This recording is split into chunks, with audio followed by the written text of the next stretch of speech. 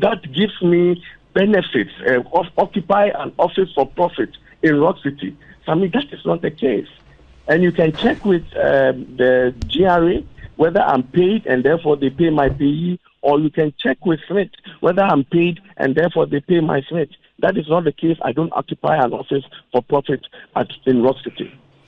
Shall we move on to the next issue? I've checked all of that, and you see in the petition. You have checked that I am a manager. I occupy an office for profit in Rock City. That all of these matters, I'm clear in my mind that you should have sought not what is in your mind, permission of Mr. Speaker. So it is a matter that Shraj is seized with. Shraj will make the final determination. It's not about your call. I'm saying that other MPs may be in your position and they have not applied to the Speaker.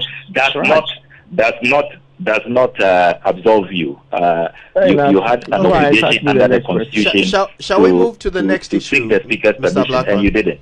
So it's a matter that Shraj will determine fully. Okay, so shall we move to the next issue, please? We can leave that for Shraj. Okay, let's move to the next issue. Mr. Bravo, you say Rock City you are making losses, and there was a demonstration that you are making losses, and that Labadi should rather rescue you and not Rock City rescue Labadi. Well, first of all, Obia Ogana had him say Rock City, I mean, Sanwe Juma. Sadia me a minister, me MP. Yes. Auntie, I know, but Rock City, the minimum say, Omomoka. Obia any hobbits me account, baby, I say Rock City. You are not making losses. Where meet me who could you turn Sammy Jeffy? Yes. I was studio Maha when Neo Kuja to Shebata career Kemna Rock City is making losses were intercepted documents from GRA or intercepted document Pia. The Okikeni from GRA. Me say that serial number. Me say Nini na be and sign Mimiaba. The Bianiwa Kuja to can was asking me more than in Trump one try in the first place. In the first place, Rock City, Mama Maso asked one thing, I'm checking on GRA. Say, I'm filing on 2023 taxes. I was almost filing by June ending. Into Munyam filing. Into could you to intercepted document there with GRA. Rock City focus on 209C GRA, no matter filing taxes. I'm filing the end of the month. Into your document in a way. When you're documenting GRA, BBS anyway, a young contumpo, Bosremuka in pro. Nothing at all. There's nothing. In 2022, no losses. Me see, 2022, Rock City did not make losses. But he was categorical. With 2023. So, what intercepted documents. Yes. Emma serial number, yes. Emma file number, Emma the person who signed off. Me see, GRA. Rock City has already been filed their 2023 taxes. It's due June ending. In June, I am told one and and then I'm daring you. I'm daring him. So see what documents that said Rock City 2023. I finally was GRA and made losses on camera. Me will fear be war Trasaku. Me Nusukra. Me told 2014. Me debate channel. If there's a proof. Me see on family Ghana for Nina ma dance for. So to make the Rock City 2023 accounts, Basse Rock City is making losses in our Shabata Karina making losses on family. Mrs. Hafi me the channel on pair. NGO be a charity be or babyano. Let Danis Adino at the amount. On his orders, Ghana for Nani me dance for. In fact, Nanaya or the conference in Lofton, Rock City or hotel back war. Akosombo Intercontinental Hotel, a Rock City there. Or call the crew or to me prove some hotel, remember Rock City for assign their money. He should prove it. You see, or Hineni, na me a minister, me MP, me the dominim, men Casabibri, and Yamano can Nina and Tro. Ha ni na me competition charge, and I me the way for her. My emergency service and quality dear grow and Yamua. Me family won't quiet day and come into the Makaman Watum, and you say me baby can. The Rock City Hotel, and there so hotels are one kind. Kempinski, 269 rooms, Moving Peak, 260 rooms, Labadi 160 rooms, Holiday Inn 160 rooms, a friend is saying Fiesta Royale. Okay, Casa hotels I can see one crying na bomwa. And then do the Rock City in terms of number of rooms. Rock City has about 1,000 rooms now. Can hotels say what my body now can the number of rooms or more? They are not even close to Rock City. So you are not paying taxes. But I'm saying that Rock City, I'll come to that. Rock City is building over 3,000 rooms today there. What are you talking about? We are not paying taxes. This is a company that is paying VAT and paying taxes almost about 100,000, equivalent to $100,000 almost every month. What are you talking about? They don't pay taxes. Check from GRA, check from SSNIT. Put all the Rock City hotels in Ghana, Akosombo, in Kumasi, in Accra, in Takoradi, and check whether they are not paying taxes. You see, the lies, I don't have any problem him doing his politics. Oh yeah, the politics in him and family. Minkasa, I'm not going to go near the kinds of lies that he tells.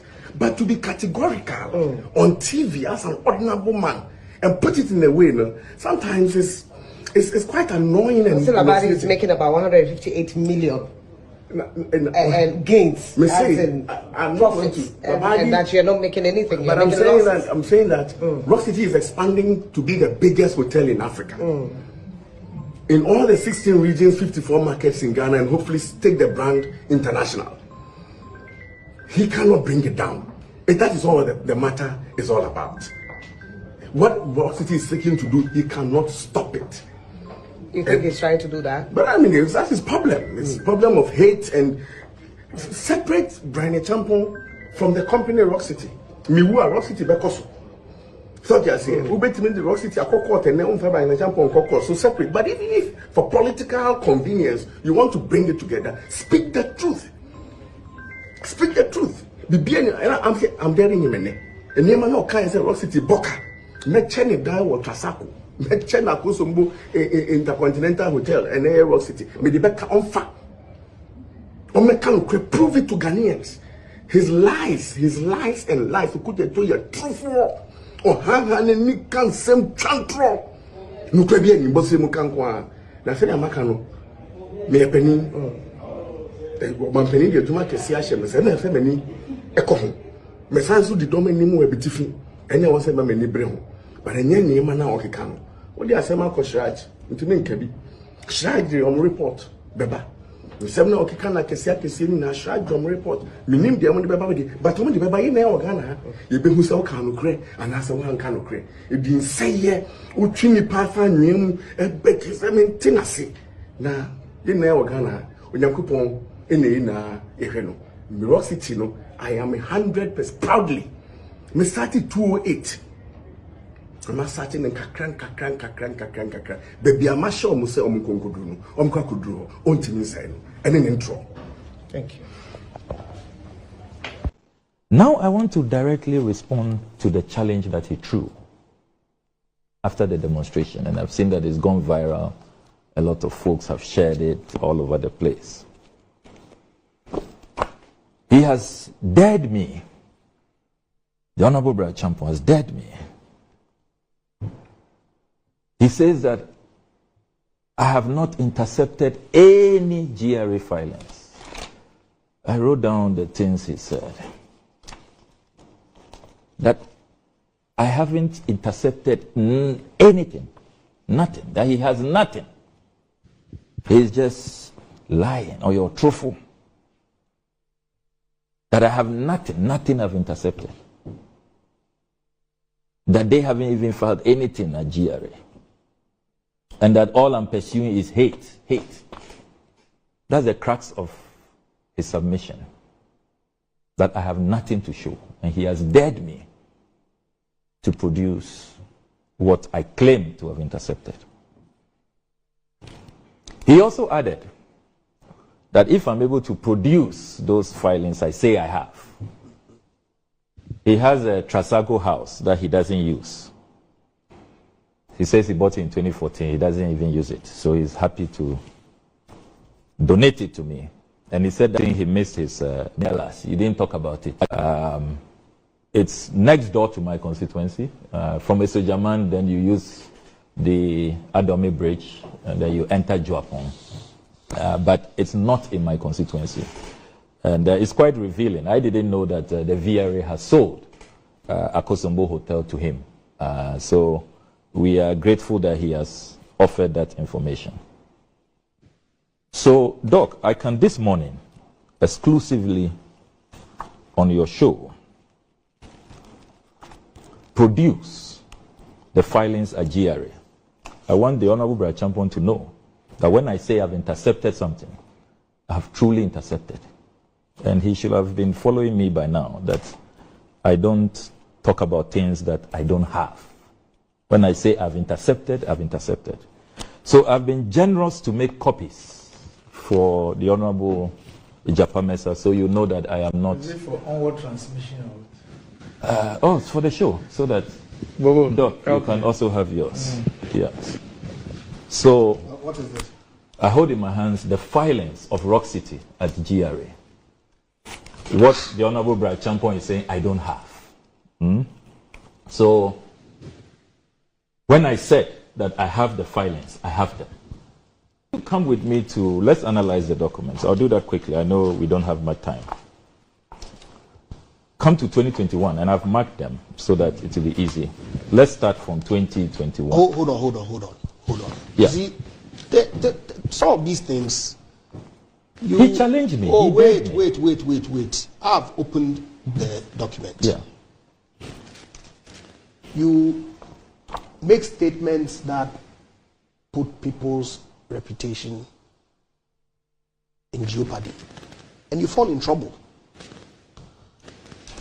Page, assuming that this was even authentic, I don't have a problem at all. This can never be. I support the fact that the SSNIT board should be dissolved. Yes, I support it. Why?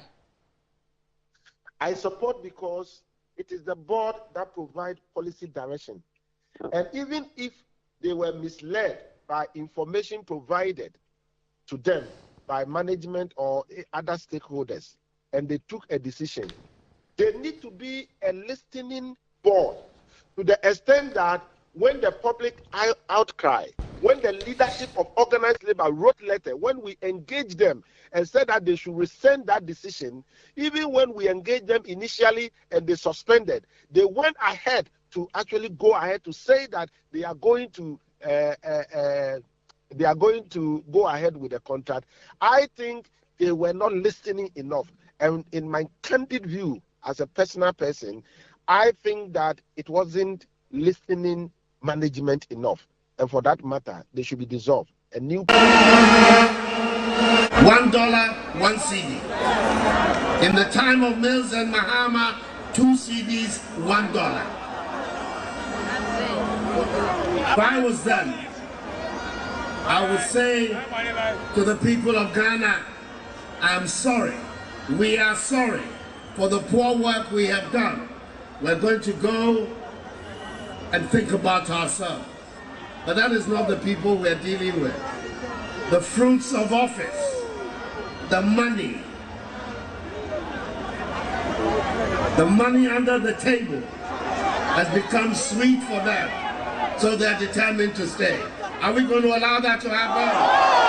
Are we going to allow that to happen? In Kufuor's time, one of the people who advised and helped him develop a strong CD was my running mate, Muhammadu Bawumia. Then he was deputy governor of the Bank of Ghana. It's one of the reasons I brought him to come and join me, that we will work on the CD and create again a strong CD that will be able to allow us to develop our economy and allow our traders and our to be able to develop. What is the difference between the ordinary thief and a political thief? Number one, the ordinary thief steals your money, your bag, your watch, and your jewelry, isn't it? But the political thief steals your future, your career, your education, your health, and your business. Number two, The hilarious part is that the ordinary thief will choose whom to rob. But you are the one who choose the political thief to rob you. Because we choose them. We vote them. We blindly say we are not blind. Who is deceiving who? The ridiculous part of the whole issue is that we will fight to defend and protect our belongings from the ordinary thief. Is it not? But we fight each other to defend and protect the political thief. Is that not what we do? Thugs will be fighting themselves to protect those that are stealing our career, stealing our job, stealing our health, stealing our success. What a shame. If you reach a certain stage in life and there is nobody who can look you in the eye and tell you the truth, you are doomed. And that is where our country has gotten to. We need to rescue this country. Wallahi. And I feel very terrible as a Ghanaian at this time. This country is in serious trouble, ladies and gentlemen. We are in serious trouble. We need to rescue this country, ladies and gentlemen. The presidency has been so depraved, so muddied, so dirtied, that I tell you in all sincerity as a Ghanaian, that I feel terribly sad today as a Ghanaian. We need to rescue this country. Wallahi. Inshallah. Please don't cry. We shall rescue our country.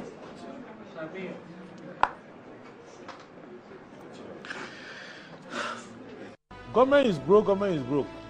But people are spending billions to go inside the government that is broke. Have you ever seen a minister who resigned because government is broke before? Government has no money. Have you ever seen a governor who said, ladies and gentlemen, when I was elected, I thought the government had money. Now I discover government has no money, I resign. Have you ever seen it? Government has no money, but they are bringing money out at election time. Where is that money coming from? So they are lying. What is happening is that there are two types of wicked people in government. Type 1, they eat current money. Any money they find in government, they will eat it. They are wicked about that one. There is type 2. Type 2, they eat current money and future money.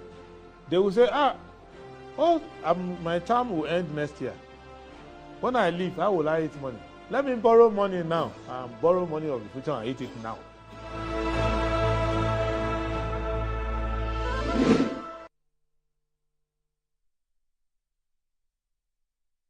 Right, hello, good morning and welcome to the show. This is Good Morning Ghana live on Metro TV. It's a Tuesday, the 16th day of July, 2024. By His grace, we're live and we're here with yet another edition of the show. Our gratitude to go to the Most High God for the rare privilege of being alive and, of course, the opportunity of having another conversation around the top stories making the rounds here in our dear Republic. I'll let you into our panel for the morning's conversation shortly. Let's take a look at the front pages of our newspapers. Daily Graphic.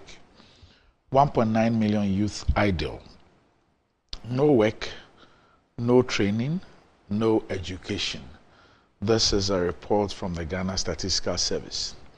Accra Kumasi Road, Galamsey impedes 3 bypass constructions. Organized labor calls of strike. Virtual InfoSec now Tier 1 cybersecurity solutions provider. Gamanche 6 support to empower youth.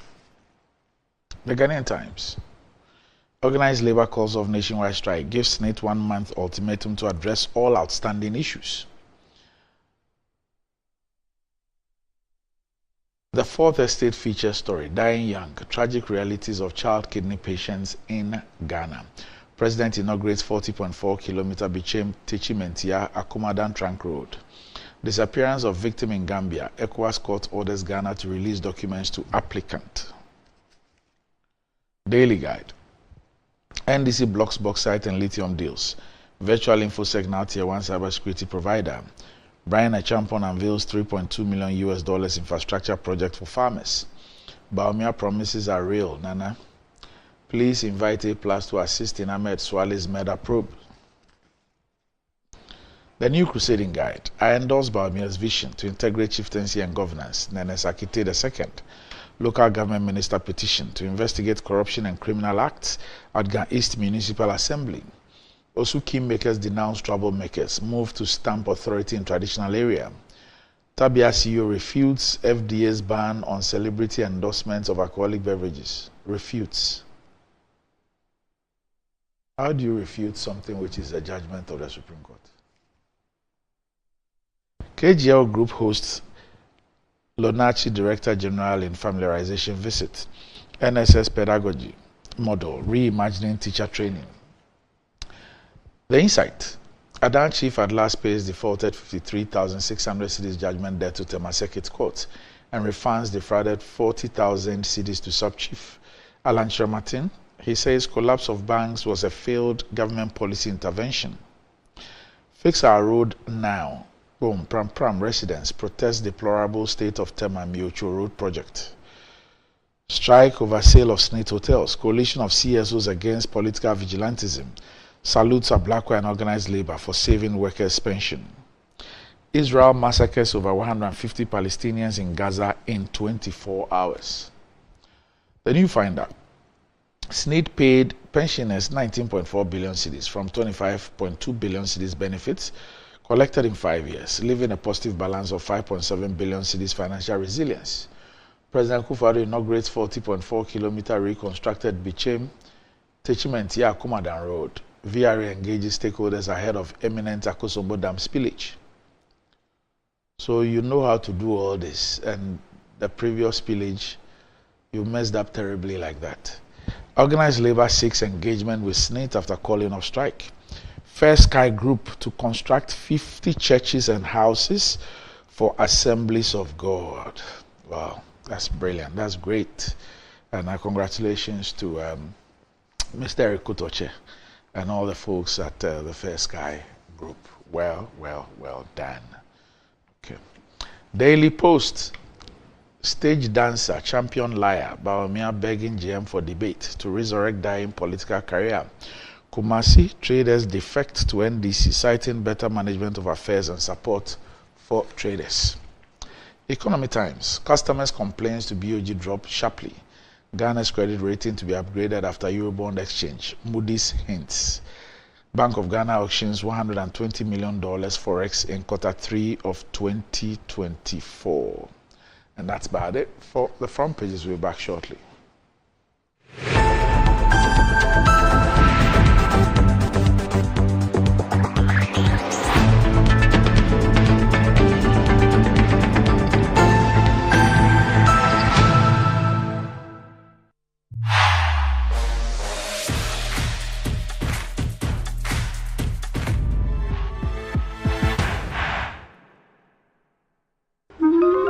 Again. Hello, thank you for calling MTN. This is Jerry, Jolly J for short. How may I help? I'm not happy with you guys at all. You've been giving Bongo gifts all the time. Who is Bongo? Oh, Bongo, my friend. He purchased in my room. Oh. You've been giving free gifts, but I don't. That's MTN Rewards, sir. Talk, text, browse, and more, and you get to redeem free call time or data by simply dialing *550#. And on Fridays, you can even get extra special rewards like food vouchers, shopping discounts, and much more. Didn't tell me anything. Would you like to know how I got the name Jolly J? That won't be necessary, Mr. Jolly. Calling customer care service doesn't give you points. I'm gonna call my mom. I'll call my grandma. I'll call my ex. That girl can talk, Papa. Hello, Mama. So what's the topic for today? MTN. Rise and shine. It's another day to stay on point. Toast is Friday, it's still on point. Watch is Friday all day long. Still on point, yes, it's still on point. It's still on point. Watch is Friday, it's still on point. For your bread, it's creamy. For your toast, it's still on point. It's yummy, delicious. It's still on point. Still on point. Yes, it's still on point. It's still on point. Still on point. Yes, it's still on point. It's still on point. For your toast, it's still on point. It's still on point. Fortune spread, it's yummy, delicious. It's still on point. Fortune spread, delicious, creamy, and always on point. This advert is FDA approved. Bet. Blast. Boom! Exclusively on Betway. Win up to 300% more when you play FlyX with Win Boost from Betway. Betway, get way more. In today's modern world, Stairs are a challenge, especially for our elderly and those with health concerns. Navigating them can be difficult and even dangerous, but there's a safer way to move vertically. Lifts and Elevators Limited Company, your answer to a more accessible and secure vertical transportation. Our elevators and escalators, including top-of-the-line pneumatic vacuum elevators, Fuji elevators and escalators, offer a safer and more convenient alternative, eliminating the risks of stairs and enhancing accessibility for homes, businesses, and hospitals. Choose safety and convenience with Lifts and Elevators Limited Company. Elevate your spaces today. For more information, visit our website at www.elevatorsgh.org or call now on 0200-535-515. Lifts and Elevators Limited Company, the elevator people.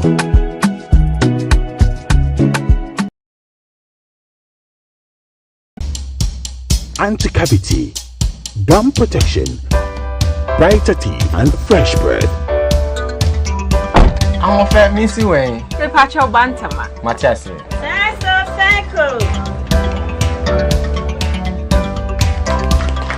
It's her smile. The fresh breath. Me, Gidi said we use Kel 360 toothpaste. Some kind. Kel 360 toothpaste. That's Kia. Kel 360 toothpaste. It's a gum protector. Onim jom kasan. Kile hosen. Kel 360 did the way. It's cool mint. Gives me fresh breath and your confidence booster.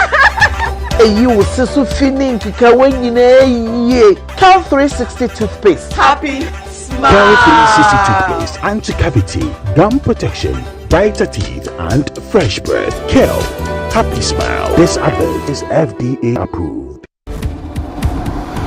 Bet, blast, boom! Exclusively on Betway. Win up to 300% more when you play FlyX with Win Boost from Betway. Betway, get way more.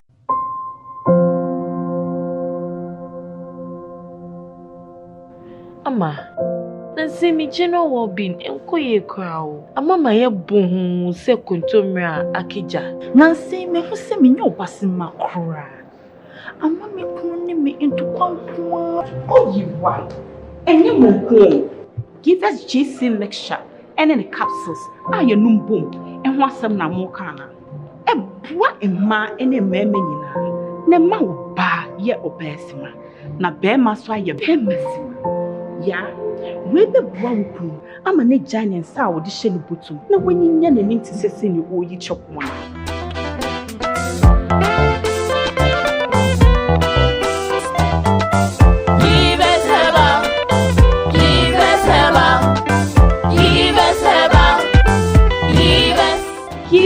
GC mixture and a capsule.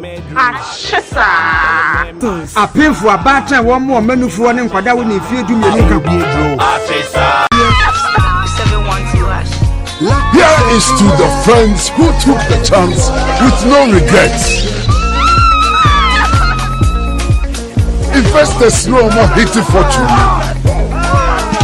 To the health workers who diagnosed blacks every move. And then to the hard guy who couldn't hold his emotions. To the passionate fan who couldn't contain his joy. To the seamstress who turned her hand-earned stitches into a bundle of joy. And now, here is to you. Your next big win is right here. From 1st July 2024, dial *712# and Coswato tickets as a group individual to win in the community draw or the grand draw on the 30th of November 2024. Unlock your luck with *712#. Created by the NLA on the Caritas platform, not for persons below 18 years. TNCs apply.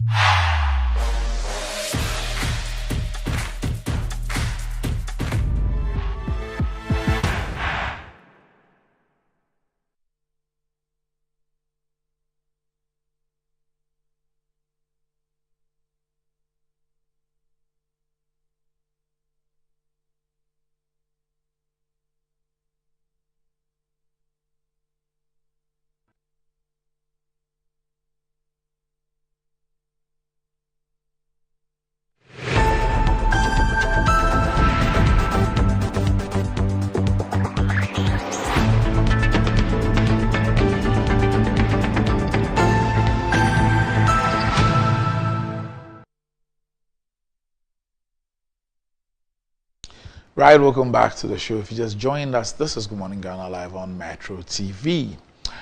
Well, before I introduce my panel for the morning's conversation, let me remind you that the month of July is MTN's SME month. This July is SME month by MTN.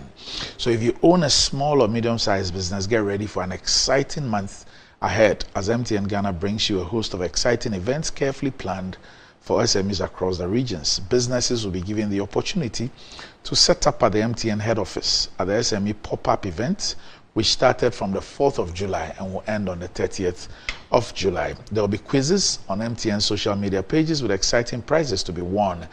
MTN will also have developmental and capacity training for SMEs across the regions. There will be promotions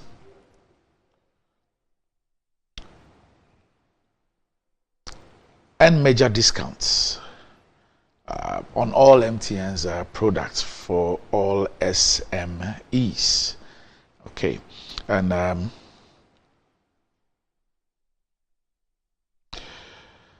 the month's activities will be climaxed with an event at the Tetekwashi Interchange Triangle, and there will be also one in Kumasi.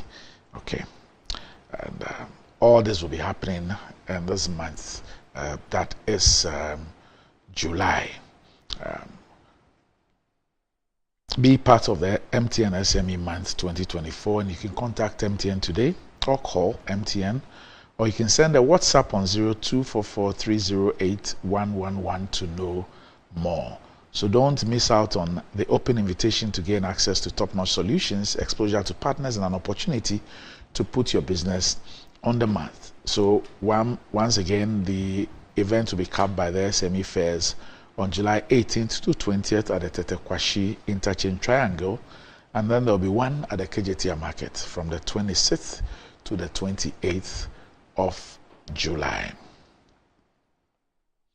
And if you're thinking of getting a toothpaste, or you're looking for that toothpaste that will take care of the entire family and save you some money, the recommended family toothpaste is KL 360 toothpaste. It's approved by the Food and Drugs Authority. KL 360 toothpaste provides you and your family with all protection throughout the day with freshness. KL 360 toothpaste is good for kids, children, and adults. Let your family be a proud family when they step out by constantly using KL 360 toothpaste. KL 360 toothpaste brightens your teeth, prevents cavity, and with its cool mint gives you fresh breath throughout the day and protects the gum from decaying. For consistency and quality, use KL 360 toothpaste. It's another product from Samara Company Limited, producers of Sasso, and is available in all supermarkets, malls, and provision shops. You can call Samara Company on 0246 864 798. KL 360 toothpaste, happy smile. And enjoying the fruits of your labor is as important as enjoying the mansions of your labor. The pains of climbing the stairs when not exercising could be challenging irrespective of your age, but worry no more. Lift and elevators have got you covered with the best portable American pneumatic vacuum elevators on the market today. It's a simple self-supported elevator for both homes and offices, and guess what? It can lift your goods too. Wheelchairs can fit in, and they come in 3 custom-made models. It's affordable and can be installed within 3 days. Lift an elevator Sakumon, or just call them on 0535-515 or send a mail to elevatorsgh@gmail for consultations and the best solutions in easy vertical movement. All right. So this morning, with me on the show, I have the Member of Parliament for the Buem constituency, the Honorable Kofi Adams. Kofi, good morning. Good morning, Doc. Right. And we're also expecting the Honorable Deputy Minister of Sanitation and Water Resources, who is also the Member of Parliament for the Sisala East constituency, the Honorable Amedu Chinia Isahaku, to join us here on the show. But Robbie, yeah. Morning once again. And I was excited when I was told that I was going to have 2 members of Parliament on the program, because there's so much happening in Parliament. And especially this weekend, the Parliament of the Republic of Ghana, especially its members, has been able to enrage the citizens of Ghana with a decision. I'm trying to take away the adjectives I want to use to describe that decision by Parliament. But a decision that obviously was not well thought out.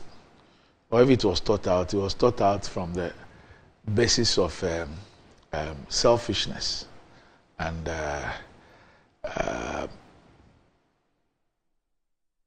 it wasn't thought out with the mindset of elected persons who have a responsibility towards ensuring the good and the welfare of their citizens. And it's not surprising that people are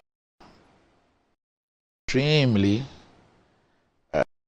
angry about this development. I'm sure that as the week goes by and the media begins to speak a lot more about this issue and people begin to appreciate what has happened in Parliament, I'm sure that the anger would go into different levels. Now, what do I mean by all the things I've said? We were told that sometime I think a couple of weeks ago, whilst everybody was focused on SSNIT hotels and everything,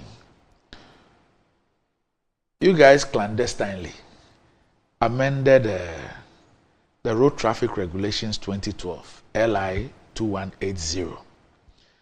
And two of the amendments, which is what has enraged a lot of people, including myself, are one, Amendment of Regulation 74 of LI 2180. The amendment now allows a sirene or a bell to be fitted as a warning appliance in classes of vehicles. Now, the new addition to the vehicles that can use siren and or alarm are vehicles belonging to members of Parliament and ministers of state. But guess what? The most disappointing one is the Amendment of Regulation 166. Speed limit shall no longer be applicable to members of Parliament and ministers of state. Speed limit shall no longer be applicable to members of Parliament and ministers of state. Why shouldn't speed limit be applicable to you? Why? Ministers of state and members of Parliament. What is it about you that speed limit must be applicable to all citizens of Ghana? Maybe minus the president and the vice president. But speed limits should not be applicable to members of Parliament and ministers of state. Why? Randy, are you asking me? Yes, I'm asking you. You are a beneficiary. You are in the house. You people passed. You amended this. Let me first and foremost extend my greetings to your viewers and others who are listening through the various platforms and may not be watching our faces. Randy, in a very painful and difficult situation, even a greeting will become offensive. Sometimes when people are faced with all kinds of troubling situations, as we find ourselves in the country now, you need to be careful what you do and what you do not do. This morning, we all woke up of an increase in fuel prices. Yes. At the time, our salaries are still where they are. At the time, people cannot eke a living. And if fuel prices are really going up, it means that the cost of transport will go up. Cost of food will go up. So all these things are happening. And so the environment doesn't allow for many things to to pass without concerns. First and foremost, let me try to make some corrections on these whole issues. Yes. The amendment, even though because Parliament is the body, is not sponsored by Parliament. So it's a Ministry of Transport sponsored LI. And there are various processes that is adapted in making laws in Parliament or amendments. You make law, sometimes it comes through a bill that goes through the various stages of the first reading and referral to an appropriate committee. The committee does its work, bring a report, then the principles gets debated on, and once the second reading is done and is accepted, they now go through to work, hear various persons, and either bring amendments, or if everything is accepted D2, it goes through the processes of the second reading or consideration, what we call consideration. Then finally a third reading is done. So in this situation, all members of Parliament truly get involved. But Randy, when it comes to CIs, such as the Electoral Commission wants to regulate the election processes, they work the law, bring it to Parliament, and once it's laid, only days gets counted. Unless you are able to garner 2/3 of all members of Parliament to reject it before the 21 sitting days, it gets passed. So this LI will suffer same. It doesn't get debated. It doesn't, many MPs sometimes will not even get to know of such things until they find the LI in their pigeonhole. And most times when things get laid and they say, oh, it's to be distributed to members, sometimes it takes about 2 weeks before members will have access to the details and to be able to know what is in it and what is not in it. But it is also correct to say that, yes, there is an amendment, proposed amendment for Regulation 74, but it is not to add only MPs and ministers of state. It is actually to add the Vice President, the Speaker of Parliament, the Chief Justice, the Justices of Supreme Court, members of Parliament, ministers of states, who previously have not been captured under Regulation 74. Okay. And so it is not only members of Parliament and ministers of state that have been added in the amendment. The question is, do they need it? Before you get to that question, on the issue of CIs and LIs and the fact that when they are laid, once they are laid, I mean, you can touch them until, once they are laid, there's nothing you can do, and they will mature after a certain period, unless there's 2/3 members of Parliament and all that. I thought that it was that handicap that led Parliament to introduce the issue of pre-laying engagements. Yes. Yeah. So for this particular one, there was pre-laying. Yes, there was. Which presupposes that all of you were convinced. Because you see, hitherto, the law, the 2012 law, had only the president. Yeah. Not so. Yeah. The president, then the head of state had only the head of state. Yes. So indirectly the president and the security agencies and bullion vans that have been licensed by DVLA. Yes, ambulances. Yes. Now, so the new proposal was that you add the vice president, you add the Speaker of Parliament, you add the Chief Justice, you add the justices of the superior courts. Yeah. So it means that from High Court to possibly Supreme Court. Maybe. Yes, because the superior courts, the superior courts is different from Supreme Court. Supreme Court, yeah. So superior courts are from High Court to the Supreme Court. Appeal Court, Supreme Court. Then members of Parliament, and then ministers of state. Yeah. Okay. So already, I mean, I don't know about the judges, but already when it comes to Vice President, Speaker, CJ, MPs and ministers, you have already been breaching the law because you have already fixed all those sirens on your 4x4s. Well, I don't know whether the president's, the vice president or speaker has fixed in his vehicle, but they enjoy escort. Yes. So it is not in their vehicle per se, but it is that they have escort that escort them. Okay. So they haven't fixed it in their vehicle, but they enjoy. But as for the MPs and ministers, you fix them. Some have fixed all of you. All of you. There's none of you hasn't fixed it. All of you. Well, you carry on. Chinya says he doesn't have. Anyway, now you guys saw the need to allow all these people. So all Superior Court judges, High Court, Appeals Court, Supreme Court judges, they must be able to fix the sirens and those things on their vehicles. Ministers of state and MPs who already have been breaking the law, you're now making it legal for them to fix. Not so. Okay. And what is the purpose of this?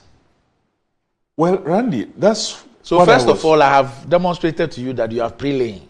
Yes. So it cannot be the case that the sponsoring agency just brings it and then it's laid and that's it. Randy, that's how come you have been preventing the Electoral Commission. I wasn't saying that from going ahead with some of their things because you use pre-laying. That's what I'm saying. That I wasn't saying that we don't engage in this pre-laying arrangement. But what I'm saying is that it is not part of the lawmaking process that sometimes comes to the knowledge of every member of Parliament.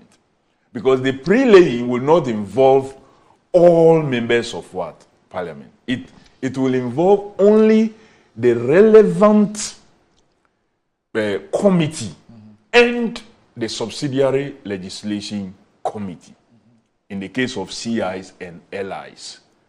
So before it comes to the knowledge of all members of Parliament, then it's been laid.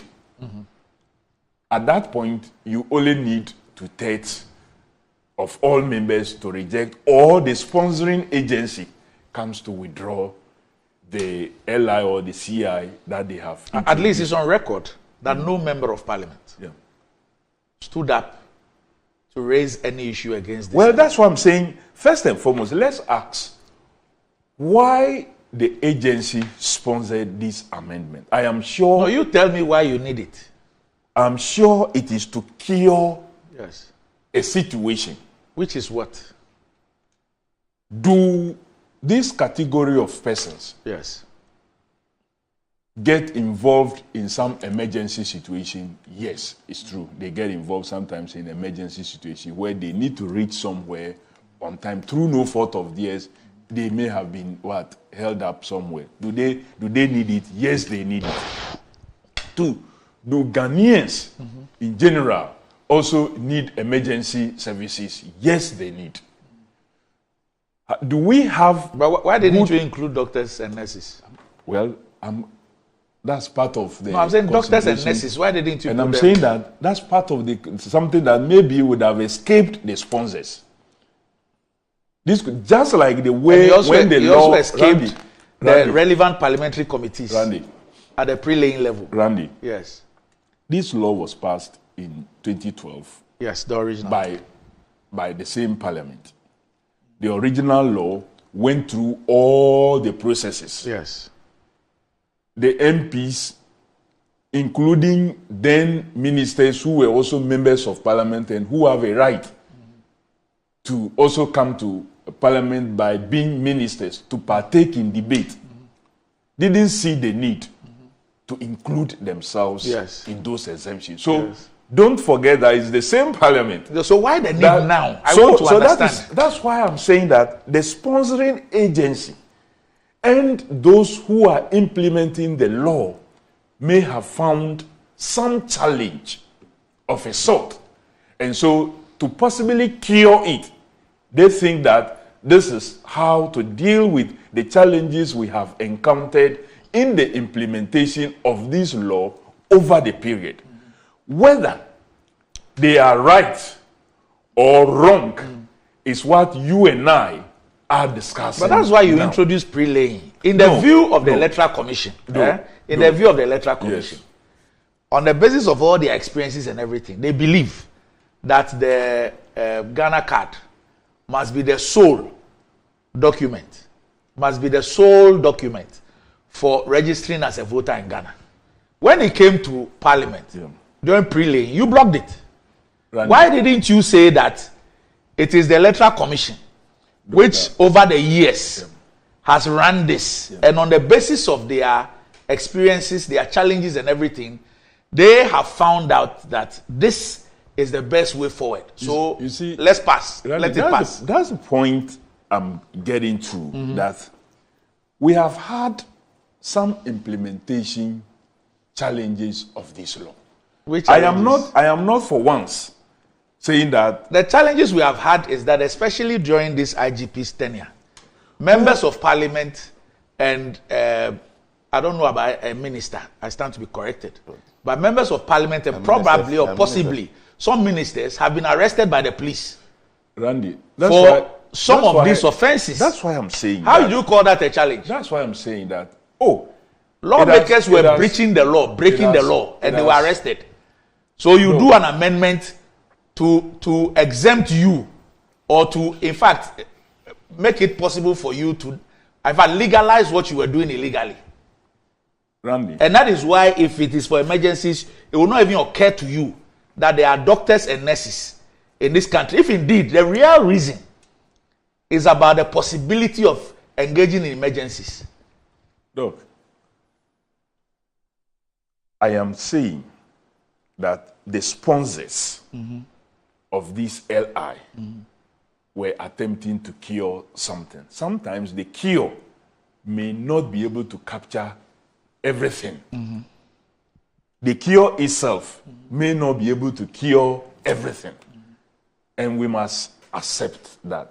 I don't believe and will not accept that we should just blame a committee or blame some persons for what it is that is happening as far as this LI is concerned. Because I was a witness to a statement and a rigorous comment by members of Parliament on the floor in relation to members of Parliament either coming to work or attending to some agent business and being stopped because they were doing something that, as you stated, already doing, which is not what? Lawful.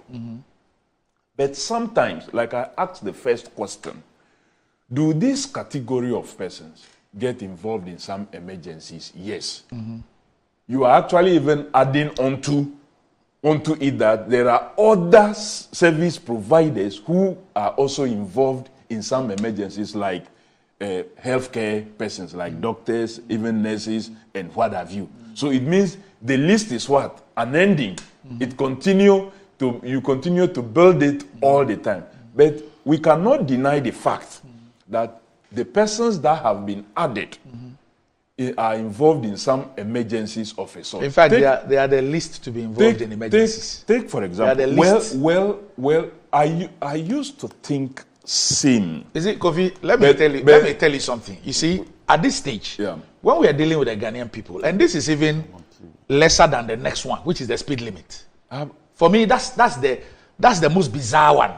But this one, look, Kofi, the truth of the matter is that for our traffic congestion problems, me sitting here, I cannot deny the fact that I haven't on some occasions solicited the assistance of police dispatch riders to get you in order to say I'm going to Kwando. And the traffic from the motorway up until Michelle Camp, Afienya, thereabout, I could be in that traffic for perhaps 2 or 3 hours And so, now and then, we all go and solicit for those things. Yeah.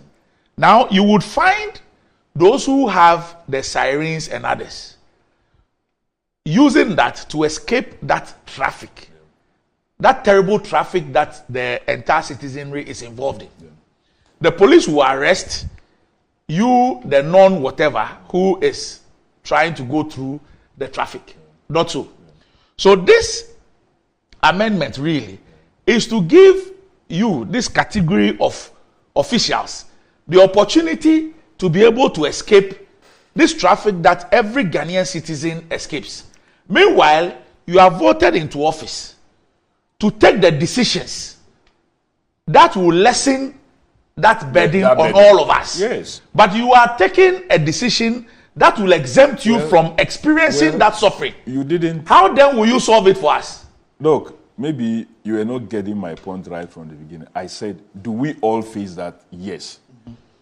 Should the solution be building the infrastructure, that's our road networks and other access routes that people could avoid even some routes when they don't need to use such routes? That's the way we should go. But have we reached there? No. I've just returned from some parts of even Africa. I'm not going to say the western part of the world. Mm. And you can see serious road networks, access routes that will let you avoid sometimes even the main road where you don't need. That is what we should be looking at. Mm. The Ministry of Transport, the Ministry of Roads and Highways, the local government together must look at planning such that we can reduce traffic in the urban areas and on our roads. So that agreed. But the next question I ask is whether this category of persons do get involved in one emergency or the other. And the answer is that yes, they do. Do they need to be exempted? Should we have another provision, like you said, that sometimes you call the help of what? Dispatch, official police dispatch to dispatch you to a point. Should that be something that should be available to this category of persons? It's another point that can be made so people can apply ahead of time. I always believe in planning, Randy.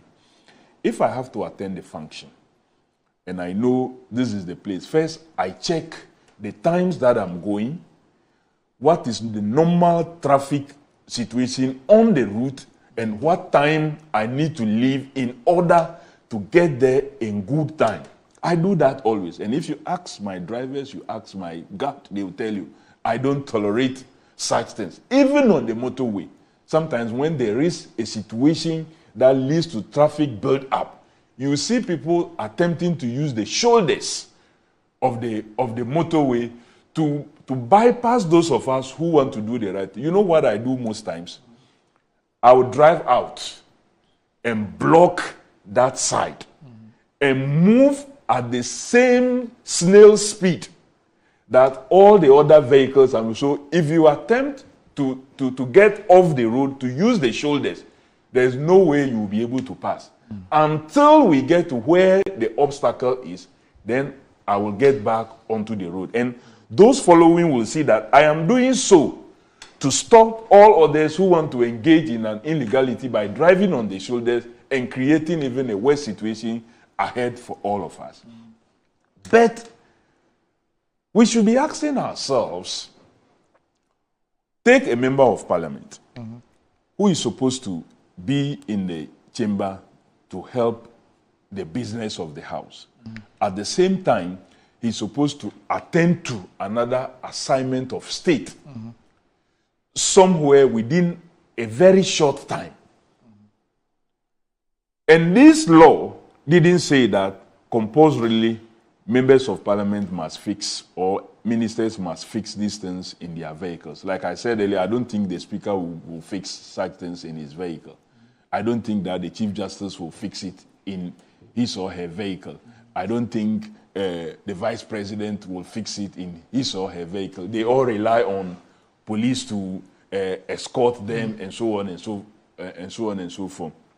Should members of parliament not have facilities so that if you have to move from the chamber to, say, airport to pick a flight quickly to an assignment, there will be an escort for you. Why should there be?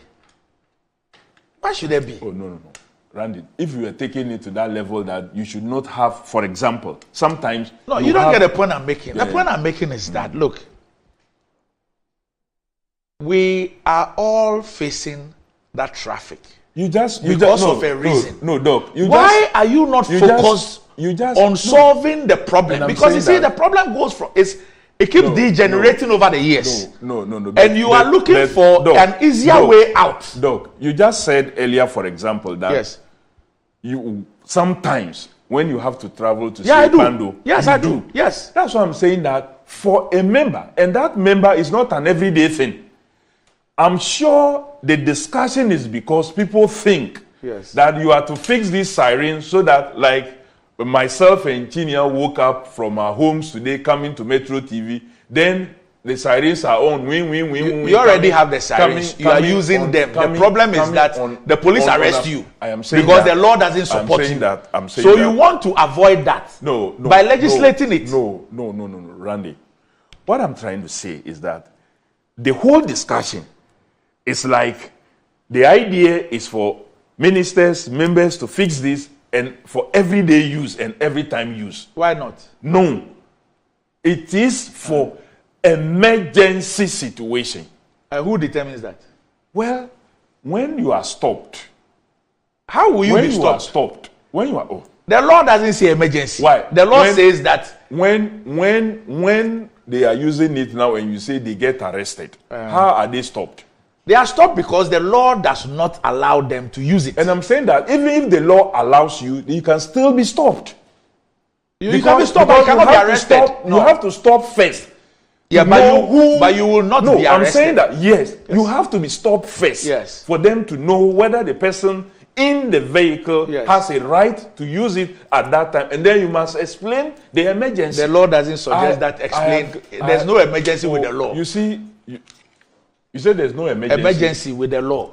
The law now says that you can use it. So once you are using it and you show that it is an MP's vehicle, the story ends. No, it's not an MP or a minister's vehicle. Yes. No, it's not. Or a high court judge's vehicle. Yes. No, I don't think that is what it's supposed to be.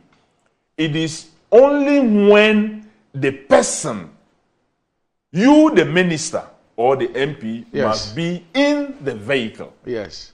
Not just your vehicle. Yes. But if you ask me personally, my personal view is that, yes, we don't need this at this time. We don't need it. And it is also not to say... Now, this is what the law says. It is also not to say... The law speaks about vehicles belonging to. So it is not about whether you are in the vehicle or not. It's vehicles belonging to. So once it is you, Kofi Adams' vehicle, the law allows you to. That is why I've said whether you are in the vehicle or not. No, but that is wrong. But that's the law. That is wrong. That's why I'm saying that this has not come to all of us to be able to see. So hold on. Let me play you a video, an interview one of your colleagues granted, the Honorable Andy Apiakubi. He is a member of the So hold on. Just so listen. So just let's watch what he said. In fact, during the consideration of the bill, I had proposed that we even add doctors on call. Because in a situation where somebody has been brought to a hospital, an emergency, and the doctor is held up in traffic, the amount of work done is zero. Because the patient is there, but the doctor is held up in traffic. It's important for us to consider that. I had argued this vehemently in the committee, said that the difficulty was to find who is a doctor on call and who is a doctor not on call. And for that reason, they did not understand my position of including doctors on call. But we are all privy to situations where people have been ferried by ambulances to hospitals, going to meet empty halls or consulting room without doctors. So it's important that as we bring them, the sick ones, let us also bring the people who come and work on them. And that was my understanding and my argument. Okay. So, until Honorable Andy Apiakubi was made the chair of the Foreign Affairs Committee. He was ranking for the Subsidiary Legislation Committee, a committee that has opportunity of seeing these things before it gets lead. And as you listen to him, you heard some of the views expressed at the committee level that he thought that, like the argument you made earlier, that doctors be added. And so you realize that they did not just think about maybe those that have been listed, but they equally also thought about what? The doctors. But he explained some difficulties. And I'm saying, me speaking to you now, I have not seen the LI yet. That's the truth. But it has already passed 2 weeks. 2 weeks. In other words, we've had about 10 or 12 sitting days already as far as this LI is concerned. But I'm yet to My information is that it's gone through. No. It hasn't gone through yet. It hasn't matured yet. Okay. It has not gotten the 21 sitting days yet. Yeah, but is there anything you can do to arrest it? Well, what can be done is the sponsoring agency, in this case the Ministry of Transport, can withdraw it if they so desire. Let me ask you the final one. If they withdraw, then there will be nothing. If they don't, we have to garner to test of all members, and it's going to be difficult to get to test in this period. It's really going to be difficult. I'll come to that, but let me ask you this, the final one, and the one that blows my mind. The speed. Yes, you are amending Regulation 166.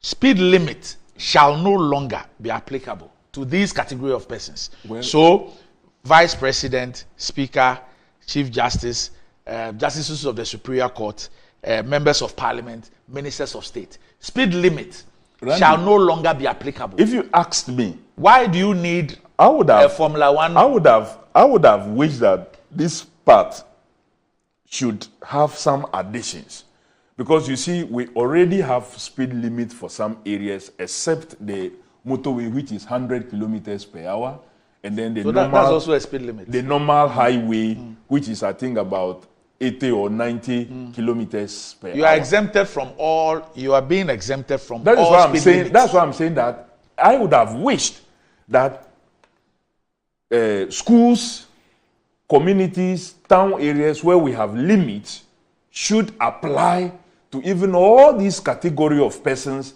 even where they are using the siren. Even when they are using the siren. You see, I'm sure the sponsors have at the back of their mind that you use the siren only when the speed is at a certain level. So you will not use siren when you are moving at 30 kilometers per hour.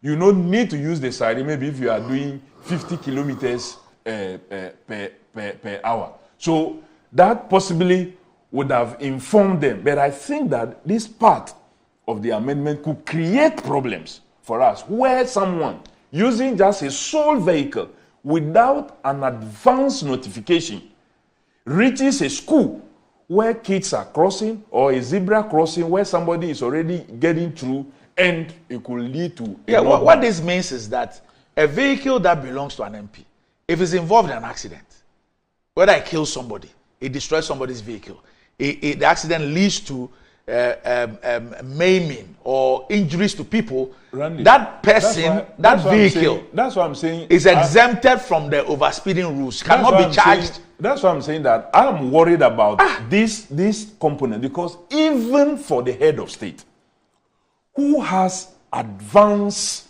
indication that he is coming, we have had instances where they have been involved in near fatal accidents. I remember His Excellency Jerry John Rawlings on the Temamoto Way. I remember His Excellency John Ajeku Nkufo at Opebia. And recently, President Akufo-Addo also returning from Kumasi, even though he was not in the convoy himself. What happened, leading to even loss of lives. Even where you have this indication, notification by even motorbikes, several of them, sometimes 3 or 4 ahead already, we have witnessed situations of car crash incidents. So you can imagine where only one vehicle without a limit in an area where it should have limit. Because I have seen situations where people use sirens within town, school areas, and so on and so forth. So it means they may be moving either in the middle of the road where somebody thinks that because of slow down, I can easily cross. So I have a problem with this part of the amendment. Something needs to be added. Something must be done to correct this regulation 166, because it should not be left like that. Maybe the right thing to do is for the sponsoring agency, the Ministry of Transport, to withdraw it. Because I say, and considering the period we find ourselves, it may be very difficult, Doc, to get 2/3 of the 275 members of parliament in that chamber and to get them voting to reject this. So the best solution is for the Ministry of Transport, which sponsored this, to withdraw. And times are not the best of friends of members of parliament to sit and allow these to just pass. That's the truth. They may need it, but it looks like I said, in very difficult situations, even a good morning can be annoying to someone that is angry. The same person who sometimes when you do well and you go, cloth will be laid on the floor for you to walk. Sometimes when situations are not good, even when you approach to give a handshake, to salute, people will get angry at you. Right. That is the period we find ourselves in now, and we need to be careful. All right. Okay. So Honorable Chinia, thanks for joining us. And well, before I get to you on your comments on this, Mark Ojobuaf, who's watching us from the state, says that what the MPs have done in amending the road traffic law connotes several negative implications. 1, conflict of interest. They prioritize personal interest over the public good. 2, abuse of power. They're exploiting their position to manipulate laws for personal benefit. 3, lack of accountability. They're exempting themselves from laws that apply to others. 4, corruption. They're engaging in self-serving activities, potentially corrupting the legislative process. 5, erosion of trust. Public confidence in the government and legislative process declines. 6, inequality. They are creating a privileged class, undermining equal application of the law. 7, unfair advantage. They are granting themselves advantages not available to ordinary citizens. 8, disregarding the rule of law. They are compromising the integrity of a legal system. 9, self-dealing. They're using their position to benefit themselves rather than serving the public. Says this behavior, my brother, undermines the principles of democracy, fairness, and equal justice and can have severe consequences for the country and its citizens. This is bad and should stop immediately, like organized labor did to stop the sale of SSNIT hotels. Citizens will do likewise to you, the MP. Stop it, please. Rawuchina. Yes, Randy. Why did you guys do this? Good morning to you and good morning to my friend, Honorable Kofi Adams. Yes. And good morning to the people of Sisala East, my constituency, and everybody listening to us this morning.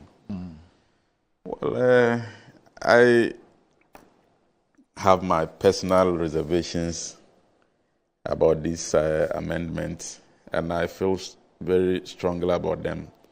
When I came in, I heard you say that all ministers have sirens in their cars, and honestly speaking, when I was Deputy Regional Minister, I met a colleague of mine who was using siren, and I asked him why, and he tried explaining the traffic situation. I thought that it was not, and I told him that I don't think that it is right.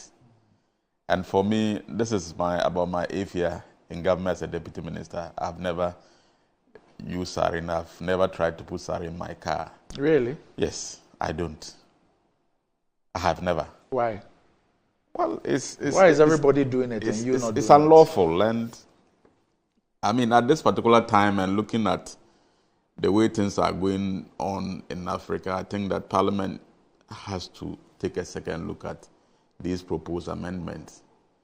And the essence of pre-laying, which has been introduced, is to ensure that, I mean, Parliament has an opportunity to have an insight into these proposed bills before they are laid in Parliament, so that you are not taken aback on certain things that should, in the view of Parliament, that should have not been part of But MPs, I heard Kofi saying that the sponsors of the bill should probably take a look at it. But these particular provisions of MPs and judges didn't come from the sponsors of the bill. Really? No. Are you a member of the committee? I'm not a member. But You've done your checks? I mean, I've done my checks. These are proposals that came from Parliament itself. Really? Yes. And we need to. You can do further checks and let's see. But that is my understanding. Yeah. That the addition of members of Parliament and the judges was not part of the original bill. It became as part of the pre-laying process. So what was the original? I'm saying these two categories of people were not part. No, but so we need to know what the original was. I am saying that members of Parliament and judges of the Superior Court were not part. That is the understanding I have gotten. These two categories. What about ministers? I think they were part. Okay. But these are the two categories I think were not part. So following the discussion, I think that Parliament itself has to take a back seat and look at it. Because but if you are going to include ministers, then why not MPs? Well, we can look at all that. If you are going to include ministers, then why not Superior Court judges? We can look at all that. Yes. We can look at all that. Yes. We can look at all that. Because the point is that as members of Parliament, I can say that 70 to 80% of our work is defined by time. Over 70% of our work is defined by time. And so you can always plan. We get late because of our own attitude and conduct. I mean, we get late to Parliament not because we don't know the time we are supposed to sit. Or you become victims of the excruciating traffic conditions that every Ghanaian is going through. Sometimes it's not just the traffic on the road. Sometimes the traffic at home. But you see, Randy, traffic at home. Randy, at home. Even you wake up before you wake up. Yeah, the frontage of your but that one nobody begged you to go and get yourself involved. They didn't beg you. But when you were spending money at primaries, didn't you know what you were going to face? Anyway, yes, so the point I'm making is that majority of the work that we do is known to all of us. The timelines are known, but of course, the general traffic situation sometimes can affect you. Yes. The point Kofi just made that you are ruling out is also because when you wake up as an MP, you have to attend to all of them. And people have come to your house, you can't just walk out of them. Yes.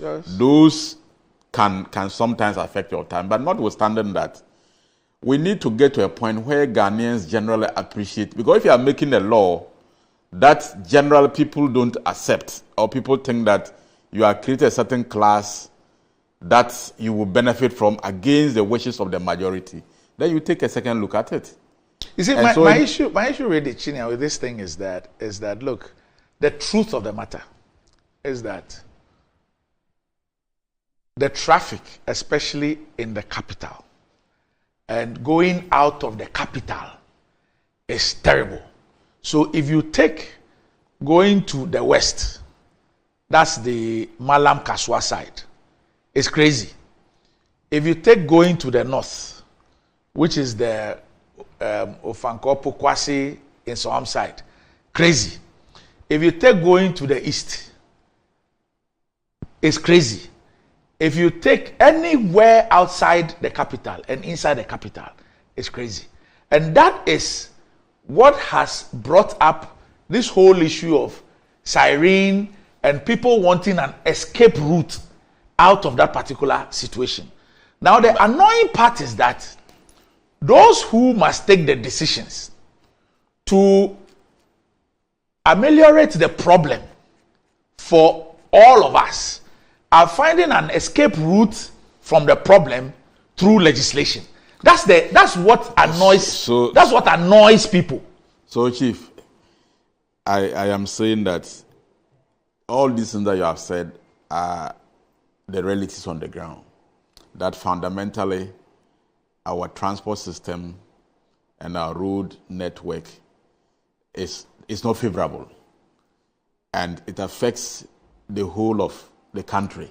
The whole of Accra is affected. It affects productivity, not just of those of us who are in government or who are MPs, but those who are also in the private sector. Because if you are to move from one part of Accra to another and you are caught up in traffic, eventually by the time you get there, I mean, a lot of time would have been spent. Yesterday, I had to visit, from the ministry, I had to visit an organization because I had sent a letter looking for some support for my constituency in Medina. And I thought I was just going to rush there and to come back and also do other things within ministries. In fact, by the time I got back, it was past 4. Right.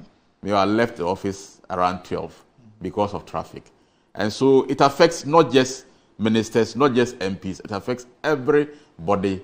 And so, like you are saying, once you try to pass a legislation that allow those of us who are supposed to be making the decisions for the betterment of the situation to safeguard ourselves against the difficult situation, then it certainly angers the ordinary person. And so for me, we need to take a second look so that we can look at the fundamental issues. How do we, as a parliament, as a government, try to work hard to resolve some of the challenges that are creating the traffic situation? The focus should be there. Otherwise, you end up creating situations that will anger the population and that can lead to all kinds of things. And so, for us to avoid it, because these days, because of what happened in Kenya, every little thing, people are making reference to Kenya. And so you don't take anything for granted. You don't know when the population can explode. So in every decision that you make now, you must be looking at the population, the citizens, and how you are able to explain the position you have taken to the understanding of the population. Once you are not able to explain to the understanding, then it means that it becomes a bad law and it can lead to a reaction that may, turn down the whole system. And we don't need that. Our democracy, we have come a long way. Kofi made a point about the speed limit, which I perfectly agree. Even in cases of the president convoy, the vice president, people who go with multiple of cars, you still experience accident. So in my case as a member of parliament, where I have no limit and I'm moving alone, there's no advanced car, there is no police, and I'm just moving alone, the chances of, getting involved in accident is very high. And in this case, if you even kill somebody for overspeeding, the law will set you free. And that would be unfair to the citizens of Ghana. And so personally, I think that we need to take a look at these amendments we are trying to make in terms of sirene and in terms of the speed limit that will be available to members of parliament and ministers of state and judges, so that it must not appear that we are looking for comfort for some few individuals at the expense of the majority. And so if parliament, like I have heard, if parliament is the one that is making these proposals, then we need to take a second look at it, because from my understanding, some of the people included did not emanate from the sponsors of the bill. It was amended at the pre-laying stage and before laying in parliament. Okay. Well, but what happens, Doc, is that even if pre-laying made proposals, the LI has a sponsor. Yes. So it is not the committee or members of parliament that laid the LI.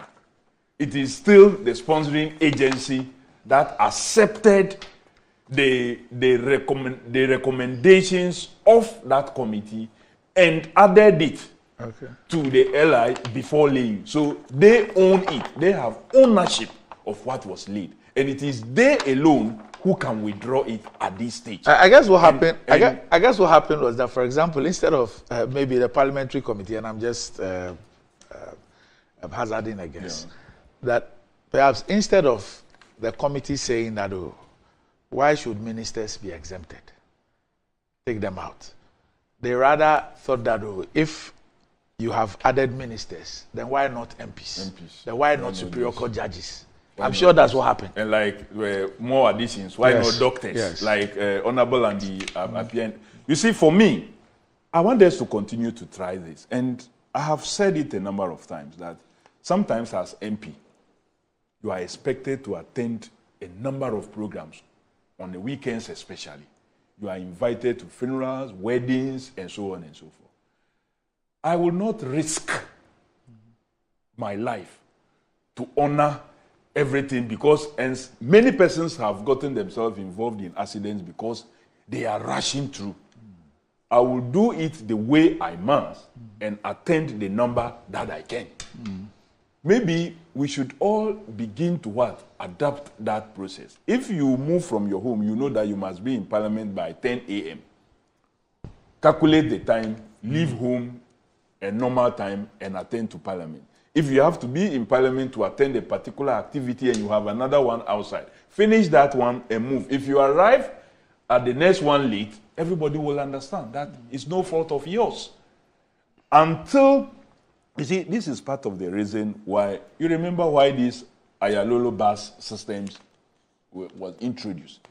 It is to make effective time movement. Unfortunately, we did not follow through the development of the infrastructure. We don't have an effective public transport system. If we had, when we travel out, that's what we use. And you know that it is timed. You know that from this point to this point, it's going to be about 30 minutes. A very good example is that when you guys are traveling to places where there are domestic flights, you fly and your drivers come and meet you up with a vehicle because there is perhaps a shorter, more convenient way of traveling. Yeah. So for me, I think the sponsoring agency can withdraw this. There's needless amendment. Because the impression, what it means to the rest of us, and like I indicated earlier, I have on many occasions sought the assistance of these dispatch people to be able to go through it. So it's like there is a problem. We all know it's a problem. It keeps getting worse.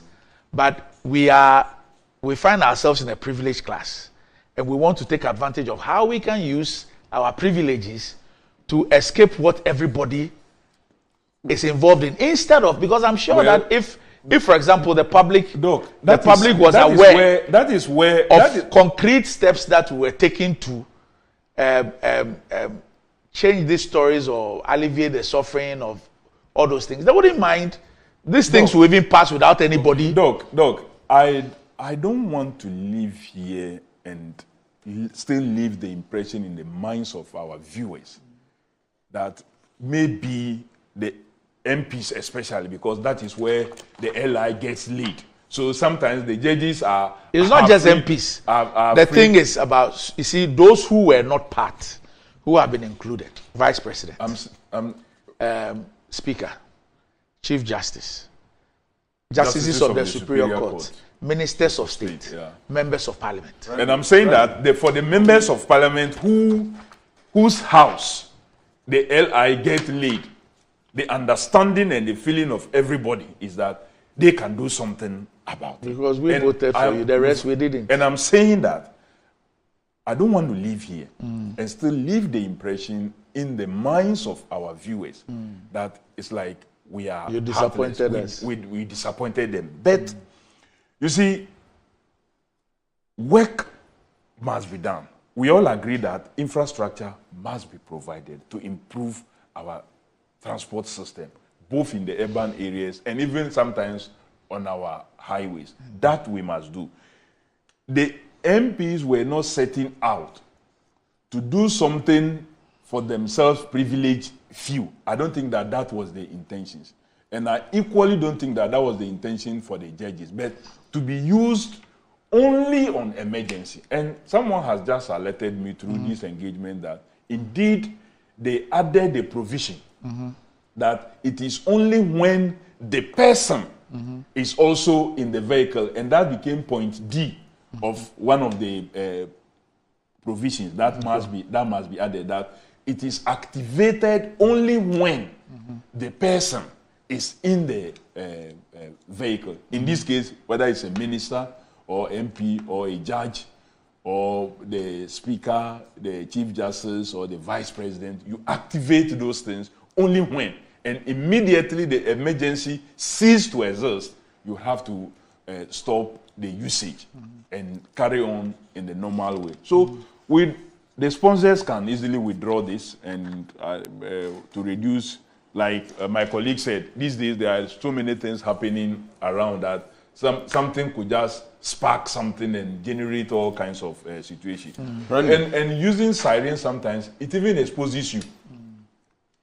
Look, it exposes you so much that people may even get to know that, oh, this vehicle going has somebody important that we must even trace if we are looking for someone of that nature to deal with. And so, well, concerns well raised. Maybe we'll get back to the House. I believe he is a minister. He can also talk to his colleague, the transport minister, for them to see what they can do. If they would come and quickly withdraw it before it matures, then we will do so. Randy. Yes, sir.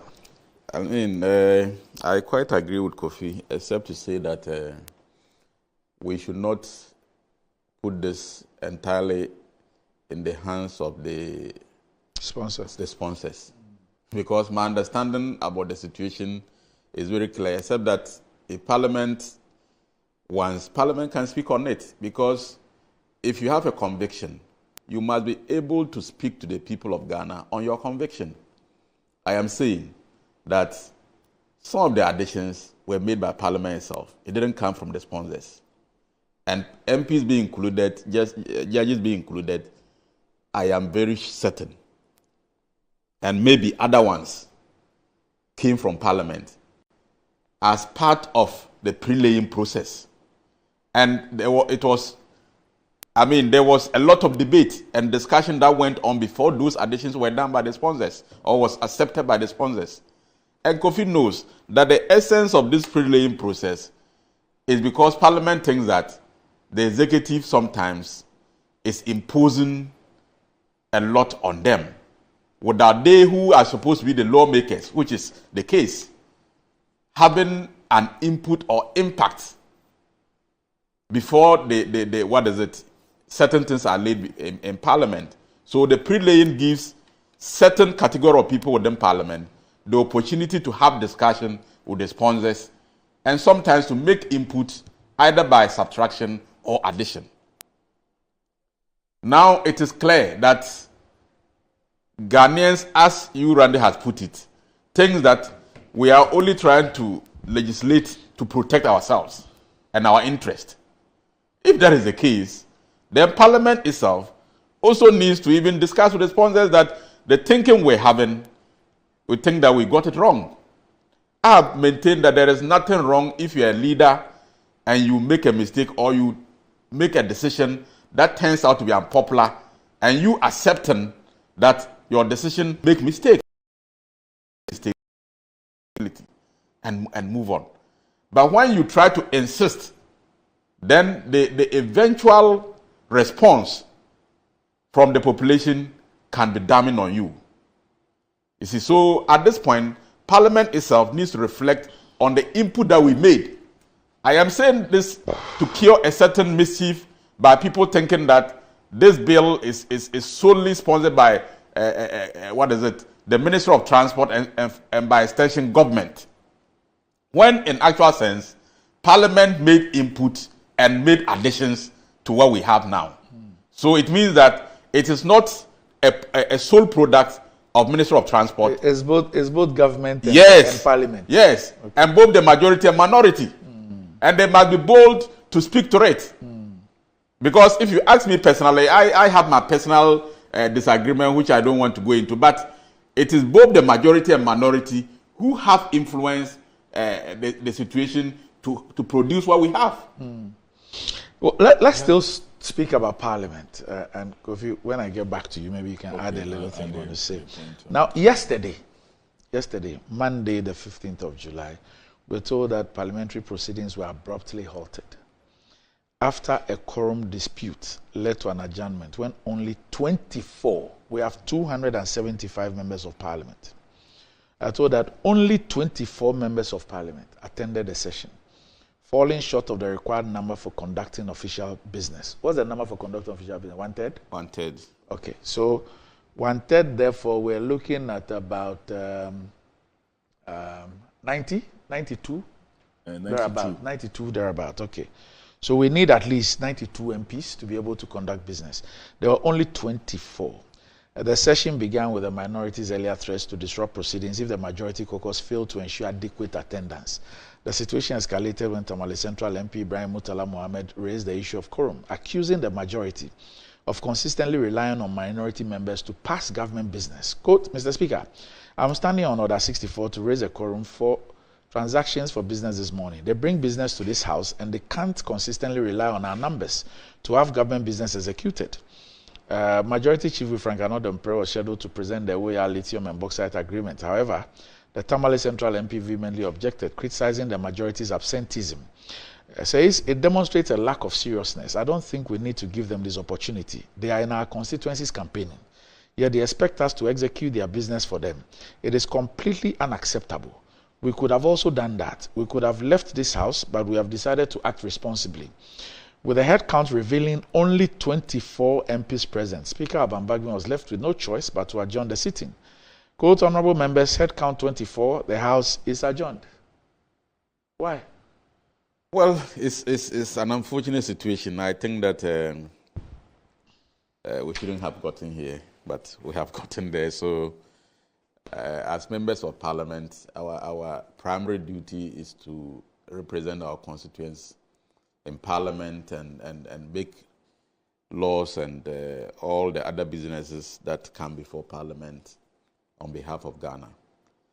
You know, by practice, Parliament sits between Tuesdays to Fridays, normally. But I'm sure under certain circumstances, we can sit on days other than Tuesday to Fridays. And I'm sure because Parliament has limited number of days to go on recess, when Parliament was being adjourned on Friday, it was decided by leadership to have Parliament sit on Monday. But the problem is that normally because members of Parliament have to move to their constituencies from Friday, at least they get back to Accra on Monday so that from Tuesday to Friday they can sit. That has become a habit. It has become part of the system. And those who forget that we are in a very politically active season. I mean, about 5 months to elections. So virtually all members of Parliament in one way or the other are working to get re-elected. And so the frequency at which they will go home will certainly increase. And because of that normalcy in sitting from Tuesdays to Fridays, I'm sure when you have to sit on days other than that, it's likely to affect the presence of members in Accra. And once they are out of Accra from Friday, they're in the constituency and are working towards getting here on Monday. If you haven't sit on Monday, you have a lot of them who are now just getting to Accra and their inability to attend. I was in Accra. This weekend I didn't go home. I got to the chamber when they had adjourned. In fact, the speaker had walked out of the chamber when I got there. And so I am sure that it's because of these difficulties of members of Parliament going to their constituencies. But it looks like it's been a permanent feature. And so if you even listen to the Honorable Murtala, he made the point that, look, government brings its business, yet the majority side do not take attendance seriously. And they keep relying on the minority side to get government business done. And I have seen many publications this year, last year, complaining about attendance in Parliament. It appears that it's only when we have an e-levy or we have some controversial thing to pass that everybody is whipped to then come and attend. But on a daily basis, the attendance is, and It appears that sometimes the minority even decides to close their eyes to this issue of quorum, so they don't even raise it. Because there are people who have said that if you look at the attendance sheet, in fact, there are many days that Parliament should not even sit because the quorum thing is never met. Well, Randy, I think that that has been part of our democratic practice. That and probably we have to be looking at the Constitution and possible amendments. As long as you have members of Parliament doubling as ministers of state, they have to be in Parliament to work. They have to be in their ministries to work. So it's sometimes put some members of Parliament in the situation that they will wish to be in Parliament, but they also have to be in their ministries or attend certain official programs. For instance, this current Parliament, if you look at it, I would say majority of those of us on the majority side are either ministers or deputy ministers. And that executive role that we have to play affects attendance. And it is not just this Parliament. Anytime NDC is in government and they appoint majority of their MPs as ministers, the minority or the MPP side, who is in the minority, have more attendance than the majority side. That has been a feature. Unless there's a vote. Yes. That has been a feature of our Parliament. That the party that is in government and appointing many of your MPs as ministers will have less of your members of Parliament being in the chamber on the normal days. It's not just the MPP. The NDC too has been the same. Anytime they're in government, even the minority will seem to be more than the majority side not because it requires that the president appoint majority of the ministers from Parliament. So probably we can either scrap it completely and say that members of Parliament should not be ministers, or better still, if the president can select members of Parliament to be ministers, but that provision of majority should be taken away. So that, because some people also argue that, I mean, if you are a member of Parliament and the president sees you fit to be part of his executive, nothing should stop him from appointing you. Yes. But probably the part that deals with majority. So that's Article 78. Yes. Majority of us coming from Parliament should be taken off. Trying to appoint majority of his ministers from Parliament. Because at the end of the day, it affects the performance of Parliament. Right. And like I said earlier, if by mistake NDC is in government and Kofi and Co are ministers, certainly the attendance to Parliament cannot be like those of us who are members of Parliament and not ministers. Personally, I have Kofi, if you have observed, me personally, I have tried very hard to be in Parliament most of the time. And if you check, virtually almost every time, at least I am around. But you see, the cabinet ministers or ministers of state, their situation cannot be the same as a deputy minister. Because there are official meetings that they are working in the interest of the state. Meetings that they have to be present. That if they don't attend those meetings, it can also go against the state. So that is the difficulty, Randy, that going forward, we have to be looking at. But I don't think that it is as a result of irresponsibility on the part of the majority members in Parliament. It cannot be so. Right. It is just the workings of having the executive and the legislature combined.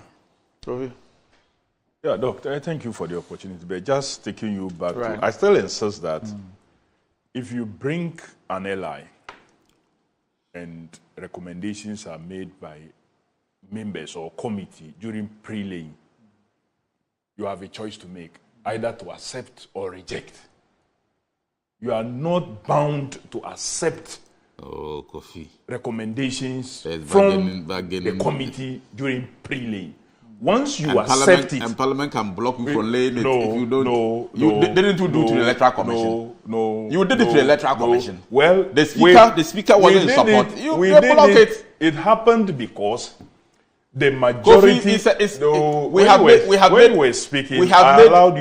made bad contribution to the law. You said so let's accept it. Many things that are allowed to pass. Let's accept the responsibility and move on. I sat in the special budget committee hearing, and the then majority leader and Minister for Parliamentary Affairs, Honorable Chairman Sabunsu himself, was opposed to a number of things that the Electoral Commission wanted to introduce. So in so doing, it will become difficult for you to be able to lay your CI if the majority leader himself is opposed to it. If he was for it fully, they would have pushed their way through. So I am saying the responsibility is still that of the sponsor.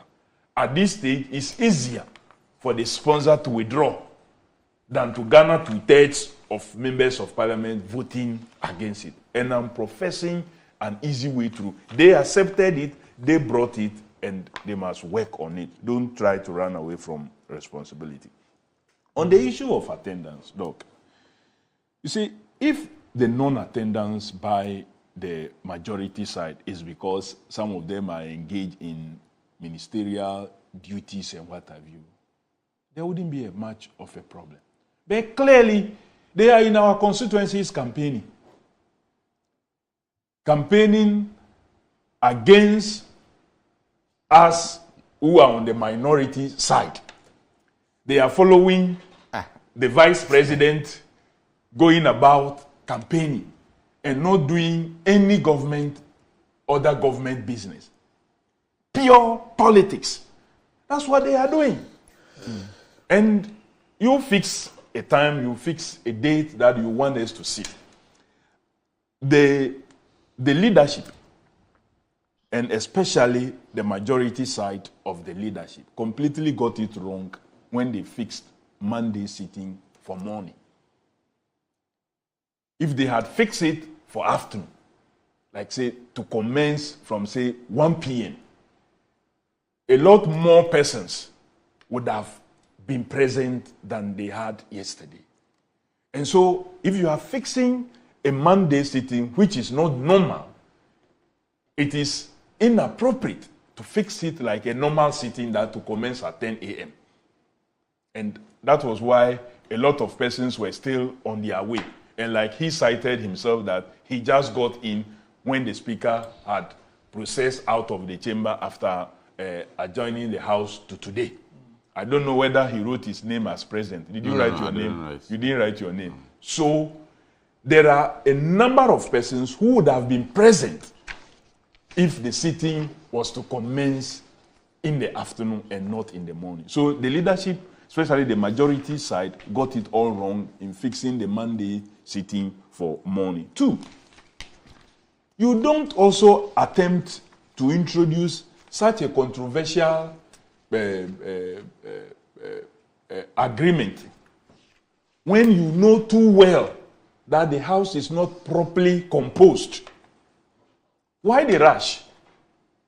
In any case, even if you lay it, Parliament is not going to have 21 sitting days before we go for recess. And we will be returning only somewhere in November to come and do some few days and go back for elections again and come for the dissolution of what? Parliament. So why the rush?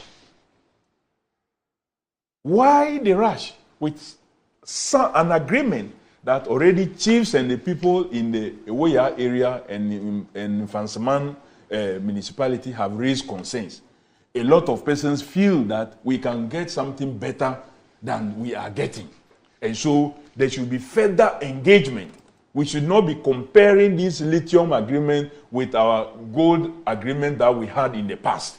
We should be looking at the new enhanced knowledge we have gained in the laws and the processes of going into agreements as far as our natural resources is concerned. Why the rush? And so I think we need to continue to push harder. The majority side have 138 members of parliament. If some are engaged in genuine ministerial responsibility, you can still garner. At least if you had brought even 70 of your members 70 of the 138, if you had brought just 70 of the 138, our side would have complimented you to be able to get the number to at least conduct business. But you don't come into the house on Monday when you have requested for it and your side have only 5 people sitting on your side. A majority of the persons were on the minority side. That is absolutely arbitrary. They rather sometimes ends up mocking the majority side. You remember what the majority leader said about the SHS bill, the free SHS bill? He said the minority side was frustrating the bill and that cabinet had concluded and is on its way to Parliament. Only for 2 weeks later, the minister responsible for education to now come and say that the bill is now on its way to cabinet. Meanwhile, you've had the majority side mock the minority side. We are opposed to something that has not even gotten cabinet approval yet. Something that people who are in the educational space, the associations, parents and the rest, even the students, have not been engaged yet. But you have the majority side behave this way. Then you come back and think that you want to use our numbers to also do your business. Why? So clearly, are you not Ghanaian MPs? So clearly, are you not Ghanaian? Clearly. Or you call yourself majority. You are Ghanaian MPs. So produce your majority. I'm saying that you said you are in the majority, and you keep. It's Togolese. You are Burkinabe. When they suggest, Randy, even on the floor yesterday, that we're trying to frustrate government business. Yes. When you look behind the majority chief whip, zero. You have 0 members. You have 0 members behind you, and you are in front of you are more members, and you are saying those that have more, who are raising concerns that we don't have the numbers to be able to do business, are the ones frustrating business. When you have not been able to whip the people behind you to be present. So clearly, I don't understand it. They must do their work. Yes, we all find ourselves in a period. They must stop the campaignings in our constituencies and come for all of us to do business in the house. Randy, yes. I have to. You see, Kofi. I think Parliament has to make a statement on this bill. Which bill? What is it? That one that concerns sirens and what is it? Because the NDC will want to push and create the impression that it is the government that is. Most of the people that have been included that is sponsoring it. But Parliament, Kofi, there's more. Go and I'm check. saying that is the ministry that the Speaker of Parliament. The Speaker of Parliament. I'm saying that it's not an MPP man. Who laid it? What is it? Who laid it? They were those who proposed those things. Who laid it? It doesn't matter, but they made an input. I'm saying those input came from Parliament. Who brought it? Who sponsored it? Take responsibility. Who sponsored it? It doesn't matter. Parliament made those input. They should go and withdraw it. If they don't withdraw your proposals. We'll be back shortly. Tell Speaker.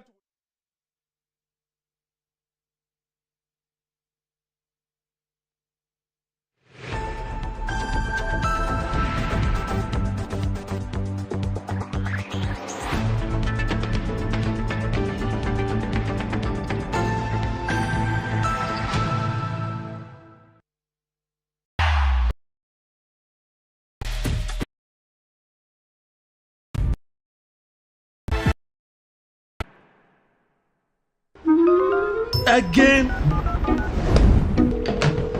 Hello, thank you for calling MTN. This is Jerry, Jolly J for short. How may I help? I'm not happy with you guys at all. You've been giving Bongo gifts all the time. Who is Bongo? Oh, Bongo, my friend. He purchased in my room. Oh. You've been giving free gifts, but I don't.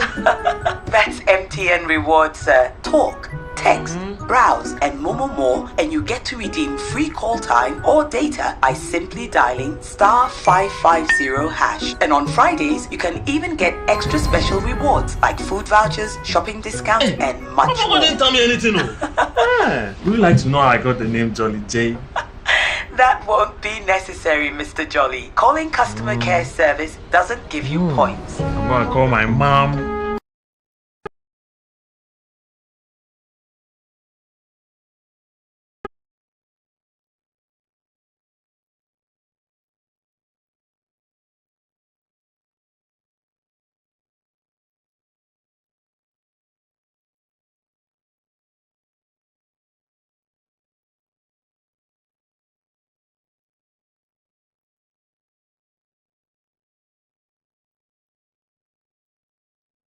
further, welcome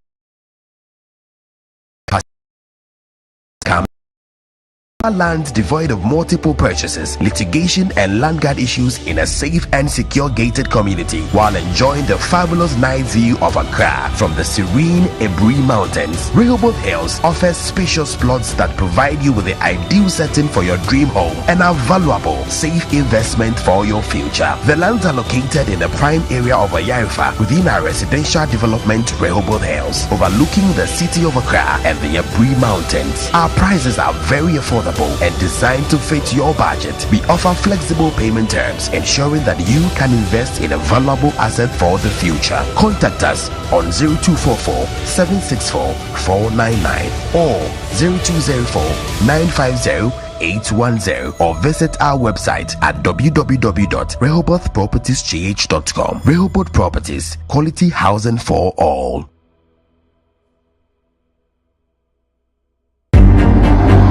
The Arab Bank for Economic Development in Africa, Badea, is proudly 50 years now. We are celebrating it with the birth of a new Arab-Africa Cooperation for Development, dedicated to supporting the vision for the Africa we want. On Sunday, July 21st, 2024, as part of the African Union Mid-Year Coordination Meeting in Accra, Ghana, Africa's heads of state, leading business figures, heads of financial institutions from both Africa and the Arab region will join forces at a special leaders' breakfast, not only to celebrate 50 years of Arab-Africa partnership, but also to launch the Arab-Africa Financial Consortium, a new club of leading multilateral financial institutions, development finance institutions, and major sovereign wealth funds, brought together to chart a stronger and exciting future of cooperation and transformation. To register or learn more, go to bodea.org.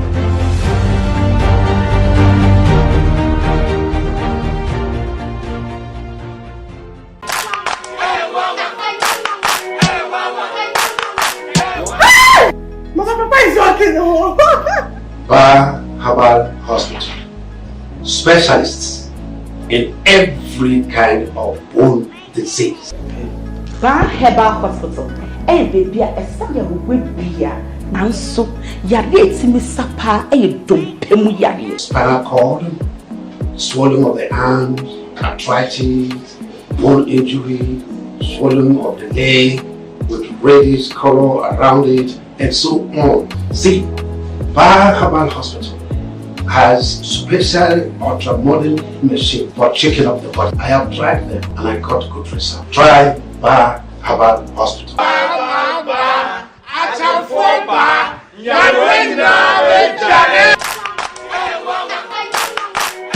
The luckiest. Star 712 hash. Luck is everywhere. For everyone. Luck it's missing opportunity to be the luckiest. It's time to put some smile on your face. Still asking what luck means? At Luckiest, we believe it's more than just chance. It's joy waiting to happen. Let's go. Dial star 712 hash. Now password to tickets not as a group, individual and as a community. Now participating in the Luckiest from the 1st of July 2024. Grand draw near 30th November 2024. Luck is everywhere with the Luckiest. The Luckiest is regulated by the NLA on the Caritas platform and is not for persons below 18 years. Terms and conditions apply.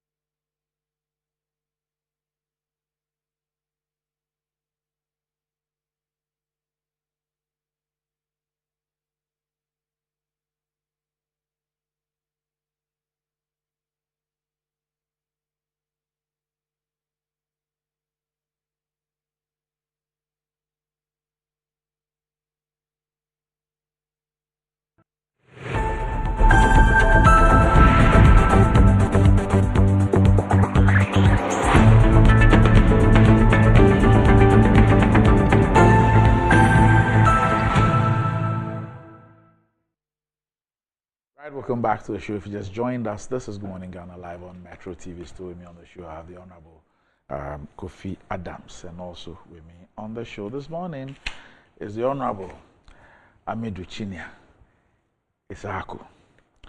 Ayesoko, that could somebody be big, but Betway's cash out be bigger.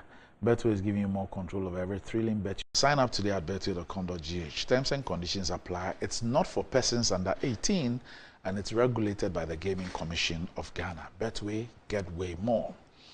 Blue Jeans energy drink has been on the Ghanaian market for over 20 years. We already know what it does for the body. It contains vitamins and nutrients like vitamin B2, B3, B6, B12, as well as taurine and guarana, which are known to boost your strength and energy, as well as promote high performance and endurance. Blue Jeans energy drink has been tested and tried. It's indeed the best. Blue Jeans energy drink is for bold and active men and women. So go on, grab a cold can and power your day. It's in shops nationwide. You can reach Budget Cash and Carry Limited on 0208 128 190 or 055 001 0000. All right, okay. So let's look at let's wrap up on the issue of SSNIT. We'll try and wrap up on that. And so we know that Labour issued a statement on Friday. They actually announced a nationwide strike action on the proposed sale of the 60% of the SSNIT stake in hotels. And this was after the Minister for Employment and Labour Relations had, in an answer to an urgent question, I hope I'm right on it, an urgent question hinted that the MPRA had given the green light for SSNIT to go ahead. Now, after the organized labor statement, we now saw statements from the respective labor unions announcing the nationwide strike across the country. So over the weekend, SSNIT issued a statement to say, in fact, Rock City first issued a statement to say that they had backed out of the agreement. And interestingly, they spoke about reputational damage and then also the fact that they believe that SSNIT itself had not done a good job by engaging its stakeholders. Then SSNIT issued a statement and said that it had terminated the process, and the organized labor informed everybody that they were going to hold a meeting at 10 a.m. yesterday to look at the development. After that, organized labor issued a statement signed by Dr. Yaoban, who's the Secretary General of the TUC, Dr. Isaac Bampuado, who's the Chairman of the Forum of Public Sector Workers, and Kenneth Kumsin, who's the Deputy General Secretary of the Ghana Federation of Labour. And they said, we follow the developments on the proposed sale of 60% of SSNIT stake in 4 hotels and with very keen interest, especially after organized labor leadership meeting with the President of the Republic on this matter. Okay, so this was the earlier letter. But we know that what they did was that they called off the nationwide strike, and the decision to end the strike followed a letter from SSNIT informing organized labor that it had terminated the intended sale of its stake in the hotels to Rock City Hotel. And at the emergency meeting, Dr. Yaoban announced that they had decided to end the strike and requested all workers to resume work today, July 16th. And he stated that organized labor had given SSNIT a 1-month ultimatum to engage with them to address all outstanding issues related to the management of pensions. And he warned that they would advise themselves if SSNIT fails to meet this demand. And he also expressed gratitude to all the working people of Ghana and all organized labor groups for their support during the strike. Now, UTAG, who had also hinted of a strike, or had actually issued a statement about a strike, also said that beyond this particular termination by SSNIT, they're asking for the SSNIT board and its top management to be sacked or that they resign by themselves. Now, the man who started this whole thing, the Member of Parliament for North Tonsa, Mokujetua Blackwa, has also joined calls for the dissolution of the board of the Social Security Insurance Trust after the termination of the sale. Now, he says that the SSNIT board should not be allowed to stay in office after supervising the controversial transaction. He said it was clear from the onset that the transaction was not beneficial to Ghana, but the SSNIT board disregarded all the signs and due process and proceeded with it. Quote, those who have perpetrated this state capture must pay a price. The SSNIT board has to be dissolved. The SSNIT board cannot tell us that they didn't receive copies of the transaction advisor's report. The transaction advisor told them that it was a bad deal. There is no bank guarantee. There's no value for money. There's no proof of funds. And yet they went ahead and they were holding press conferences, writing epistles, defying organized labor, defying me, defending this stinky transaction, so they must pay a price. So that was it. Now, labor expert Austin Game has also issued a stern warning to the Minister for Food and Agriculture, Brian Echampo, advising him to desist from issuing threats to not turn legislator Samuel Okudzeto Ablakwa. This comes after Mr. Echampo, in an interview with Accra-based City News, accused Mr. Ablakwa of targeting him in an attempt to end the SSNIT sale of 60% of his stake in 4 hotels to his company. He argued that the North MP was playing politics with the matter. Quote, he, Ablakwa, said this whole thing is not about Rock City. Yes, it's about me. And I've intercepted documents about him going after Rock City. And it's not about SSNIT. It's not about the interests of the hotels, but it's about politics, and it's about his hate. We are going to play on the turf of politics. He's doing politics. It has nothing to do with the hotels, and it's pure politics, he said on July 12. This comments Mr. Game considers as a threat to the North MP and warned Brian Echampo to desist from same. Quote, some may say he's slow, but it's better to hasten slowly sometimes. I appreciate what they have done, and we must also congratulate our friend and brother, Honorable Samuel Okudzeto Ablakwa. Anyone who dares to harm or mistreat him will do so at their peril and will never be forgiven. Nobody dares touch him. Nobody dares do him anyhow. Whoever does that will do it at their peril. They will never be forgiven. Mr. Game lauded Ablakwa's efforts, highlighting his work with a terminated SSNIT hotel sale and his commitment to ensuring that SSNIT funds are not misused by the government. Mr. Game emphasized the need for organized labor to ensure that not only but all beneficiaries, including young people, understand the long-term impact of current actions, and urge the younger generation to recognize the efforts made to protect state assets and advise them to emulate same when in positions of power. We should demand the dismantling of inappropriate practices and ensure that only the right decisions are made. We all must act appropriately and responsibly. Mr. Game concluded by expressing his commitment to contributing to the proper management of the SSNIT scheme and other vital sectors of Ghanaian life moving forward. Kofi, let me start with you on this one. So SSNIT's organized labor says that yes, in view of the termination, we have called off the strike. However, we've given SSNIT 1 month to deal with all the issues we have raised. Otherwise, Hazakis. Well, Doc, I must say that workers or the leadership of the worker associations sometimes have allowed too many things to go unspoken in the past, and I'm happy that they are picking up the pieces now.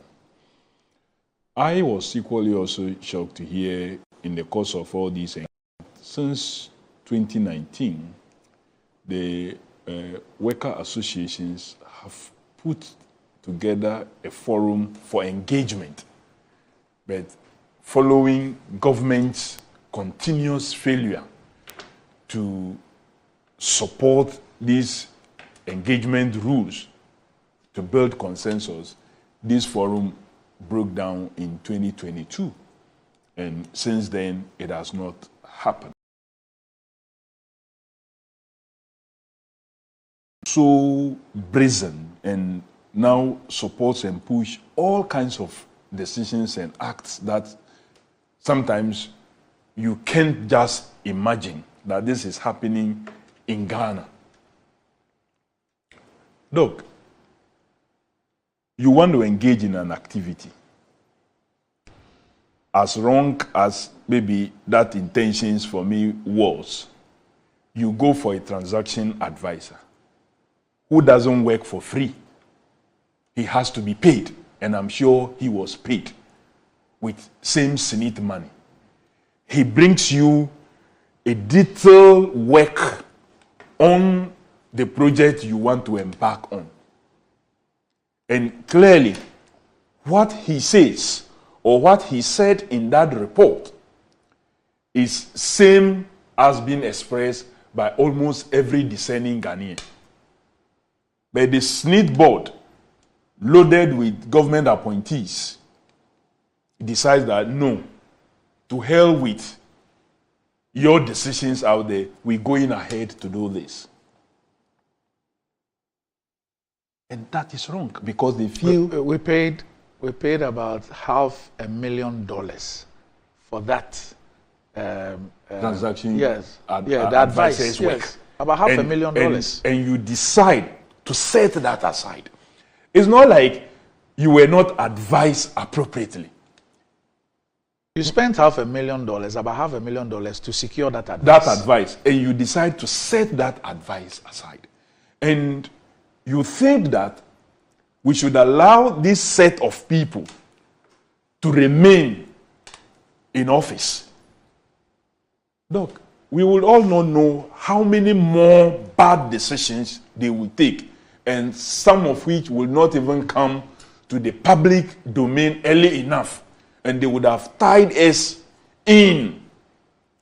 And by the time you take the decision, you will be confronted with a judgment debt because a legitimate body would have signed away some rights and lawfully so would have given it to the person wrongly. And that is why I agree with those who are calling on the dissolution of the board or they themselves resigning and the top management. Because this top management, some of them are also members of the board. And if you listen to the Director General, he still thinks that, the arrangement to sell the percentage of the shares is something that they will still consider. And part of the reason they have withdrawn is because they didn't agree with the payment terms. That's what he's saying. As we speak now, I don't know whether, again, they have paid somebody and the report is not available to us. We don't have first a report that says the hotels we have, these are the reasons we have worked through and realized that these are the reasons the hotels are not profitable, as you claim. Not profitable in quote, because it's been proven that a number of them are profitable.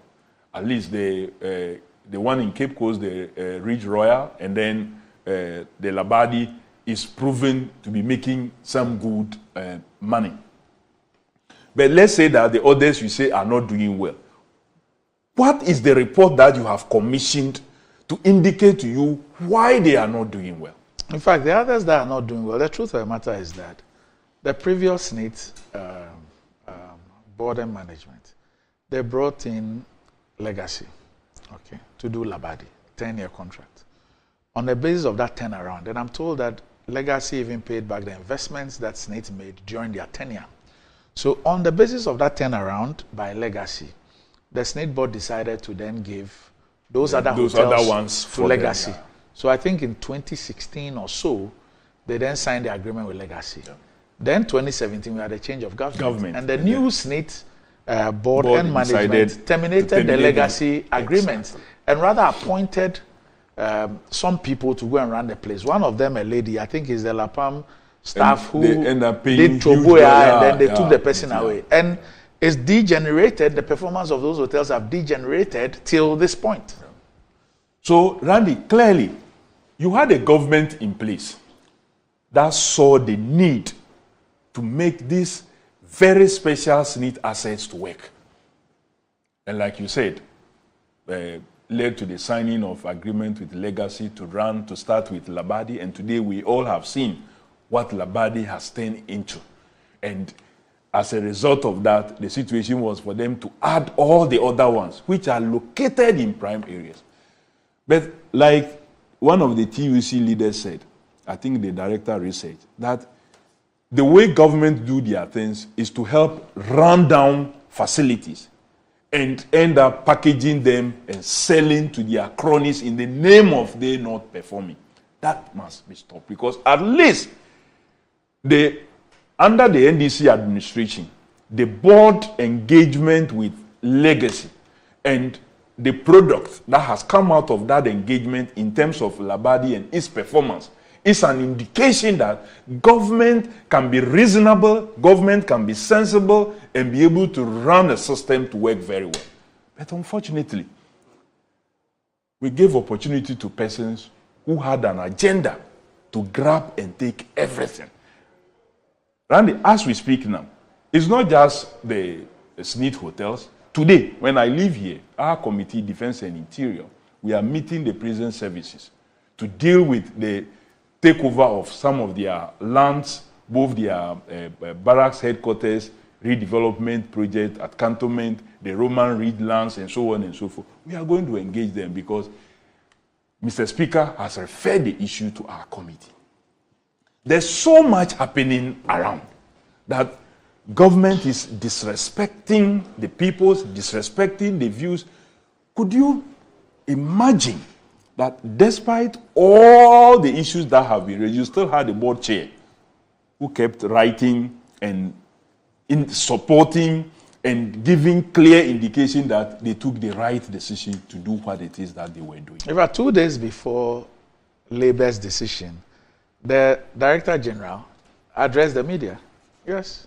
And the one group that gave some comfort in the course of all these discussions was the MP RA people when they issue a stop notice to SSNIT. We thought, oh, at least in the midst of all the rots, we have seen one body that has come out to be respected. Only for us to get to know later that, oh, that was all to just mislead those who are fighting against it, and then they went behind to give a letter of comfort for them to go ahead and sell. You see what they were doing?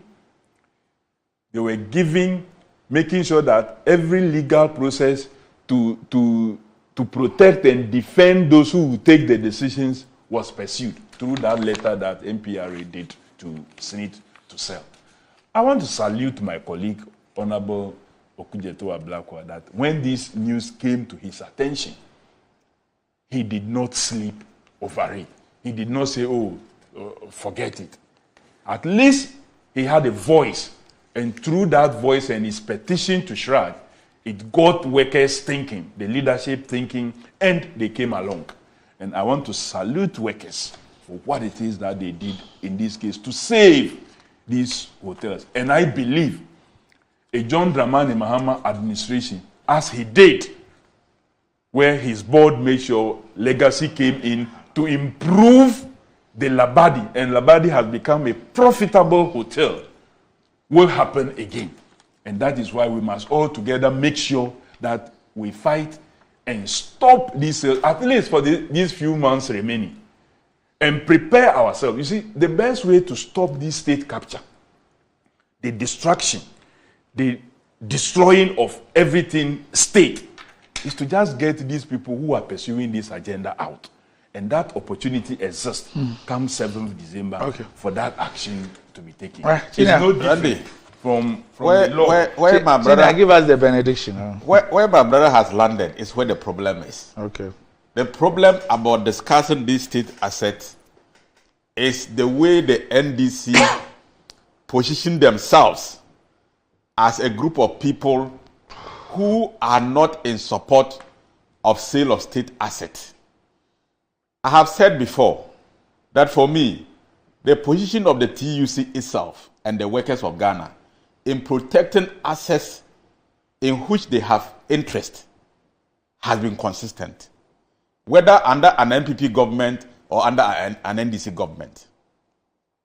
And it is, they are right, because if you have interest in an investment and you feel that that investment is being handled in a way that does not inure to your benefit, you have to protest.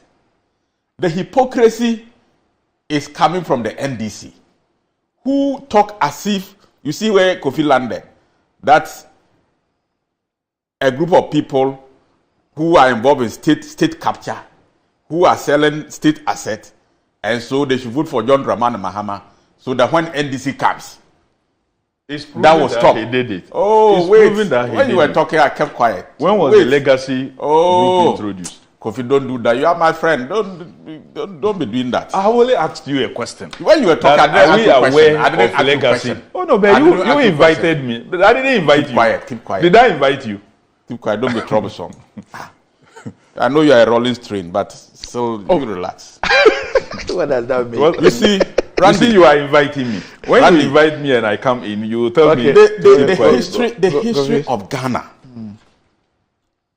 from 92 or even before 92. These people have sold more state assets than any government. Their record is so bad and reckless. Atlantic Hotel was a state hotel. NDC sold it. Meridian Hotel, they sold it. Star Hotel, they sold it. Which Meridian Continental Hotel. All these were hotels that belonged to Ghana. Which Meridian Hotel are you talking about? Keep quiet. No, Meridian Hotel in Tema is still in the hands of the state. Oh. So I don't know what you are talking about. The Meridian Hotel in Tema is still in the hands of the state. Don't do that. No, I'm only correcting you. You are not correct. You should differentiate Divestiture Implementation Committee work and what you are doing Randy, now. So differentiate the two. What I am saying is that when it comes to the selling of state assets, the NDC has the worst record in Ghana. Okay. Where is that? Gassen Cement, which is a strategic state venture, was sold to the Norwegians by the NDC. Gassen that we are struggling with today. So that's why you are selling the rest. Masad, I'm just telling your record. So you don't. So you are selling the rest. You don't sit here. We are not selling. Even you what don't sit here. You don't sit here. You don't sit here. You don't sit here and make a claim that we are not working. The MPP government is not working in the interest of the state, and therefore you should be voted for. You should be voted for to work in the interest of the state. Are you selling Labadi? You are the worst party that has been involved in the sale of state assets than any government in the history of Ghana.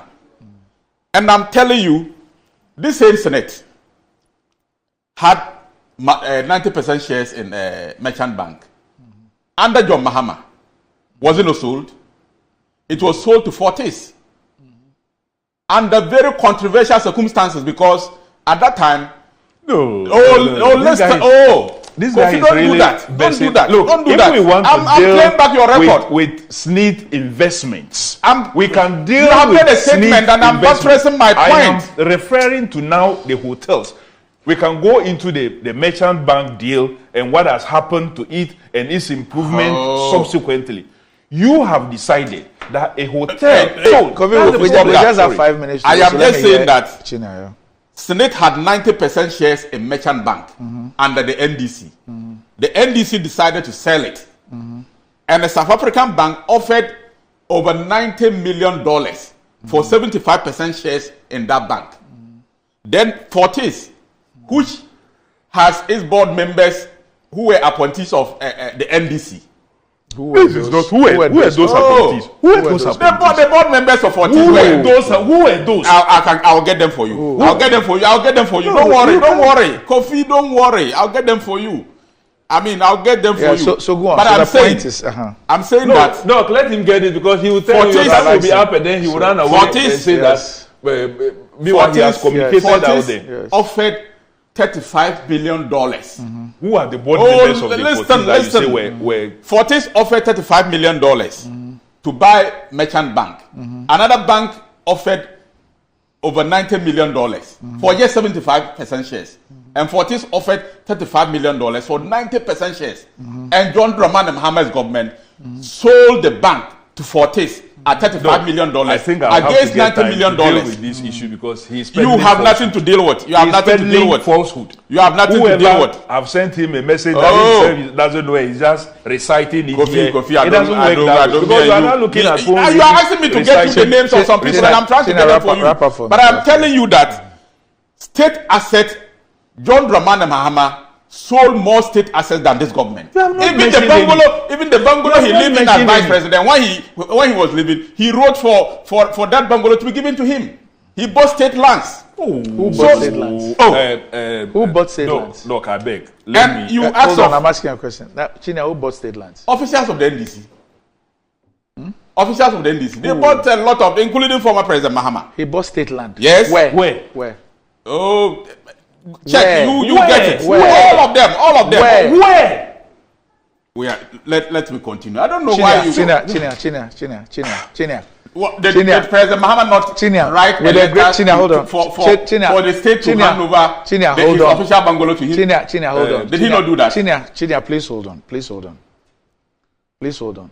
On the issue of that official residence, we all know the facts. Why are we twisting it? We are nobody's twisting it. Randy. In fact, let me. You said time is over. Let me make my point. Chinia, please. Let us respect our audience. I do. You can't sit on this program and make a statement to the effect that the former president bought state lands and not prove it. Which state land did he buy? Just tell us which one. I'll get it to you. But former president, so you don't have the evidence. He bought state land. No. And he offered to buy his official bungalow. Please. He never ever offered to buy his state bungalow. Never. He wrote to buy his state bungalow. Never. He wrote. It didn't happen. No. He wrote for it. No, why will you lie about this? I'm not lying, Randy. You said that he wrote. He wanted to buy his state bungalow. It is not true. What is the case? You are making the assertion. I'm telling you, it's not true. So what is the case? Show me the evidence that he wrote to buy his state assets. He wrote for his his official bungalow to be given to him as his official resident as a former president. So he was taking it over. That he is entitled to. So that hold on, please hold on. So when it is given to him, it becomes his property. Chief, hold on. Hold on. Why will a vice president be leaving office and the official resident of the vice president, you want to take it as your official president, as a former president? Chief. You are talking about an ethical conduct. Chief. All these things that we are discussing, Randy. I need just a Randy, I haven't finished. I spoke a lot. I won't let you proceed further if you're unable to give us evidence of the state asset that was bought by President Mahama. If you don't have the evidence, withdraw it. I said he wrote to take his official residence. Oh, so now he didn't write to buy it. Oh, but taking to buy a state asset. And that's the land that he bought. Is that the state land that he bought? But it's not state property. No, I'm asking you. Is it not state property? Hold on. It's not just land. It's even, official residence. He wanted to take. Chinia, you said that he bought state lands. That's what you said. And I asked you. I said he wanted to buy. Oh. You didn't say that he bought state lands. You didn't say he bought state lands. He wanted to take over his official residence. Chinia, are you saying that you never said that he bought state lands? It tells you. You didn't say that. It tells you how they are. We all heard you. When you hold them, we all heard you. Then they begin to run away. But we heard you. Chinia, we heard you. The state land matter, I'll get back to it. If you do not have the evidence of he buying state lands, withdraw it. Oh. I mean, yes. Have you are being held. You are being held. Which allegations? Which allegations did I make? He talks about what is a state capture. I mean, but why? Is there no state capture? Is there who is capturing the state? Who is capturing the state? You people are capturing the state. But I'm giving you a very example. When you have ministers of state buying state investments. No. When you have ministers of state buying state investments, Randy, and you say it's not state capture. So if ministers buy state property, it means it's state capture. And I'm also showing to you that they sold state asset to government officials. Some bungalows built by the Senate were bought by MPs. Most of them ministers under the NDC. Was that state capture? Was that state capture? So if he sits here and describe this government on going on a state capture because individuals have bought some properties of the state through an official process, and I am telling you that similar assets were acquired by individuals in Ghana. So many hotels were sold in Ghana under the NDC. And I've mentioned some of them to you. Atlantic Hotel was sold. It doesn't matter. To ministers of a Ghanaian is a Ghanaian. A minister of state is a Ghanaian. And there is no law in Ghana barring any minister of state of taking part in any public process to buy an asset. Tell me any law that bars a government official from buying a state asset. And this issue of conflict of interest, you are just misleading Ghanaians. Brian Champon is not a member. It's not a member of the management of SSNIT. He is not a board member of SSNIT. In fact, the laws of Ghana allows, even at the Ministry of Agri, if a company is applying for a job there and Brian Champon has interest, the law requires him to write officially to declare his interest. So I don't know why you are creating this confusion as if this is the first time something is being done. If you want us to have a national conversation about not allowing or making laws to bar certain individuals or certain category of people from taking part in certain decisions in Ghana, no problem. But don't behave as if this is the first time something like this is happening. I've told you, Merchant Bank was sold, and people who were appointed was sold to a government official. These people were appointees of the NDC. Mrs. Ima Akua was an executive director. Of what? Of Merchant Bank. Of Fortis.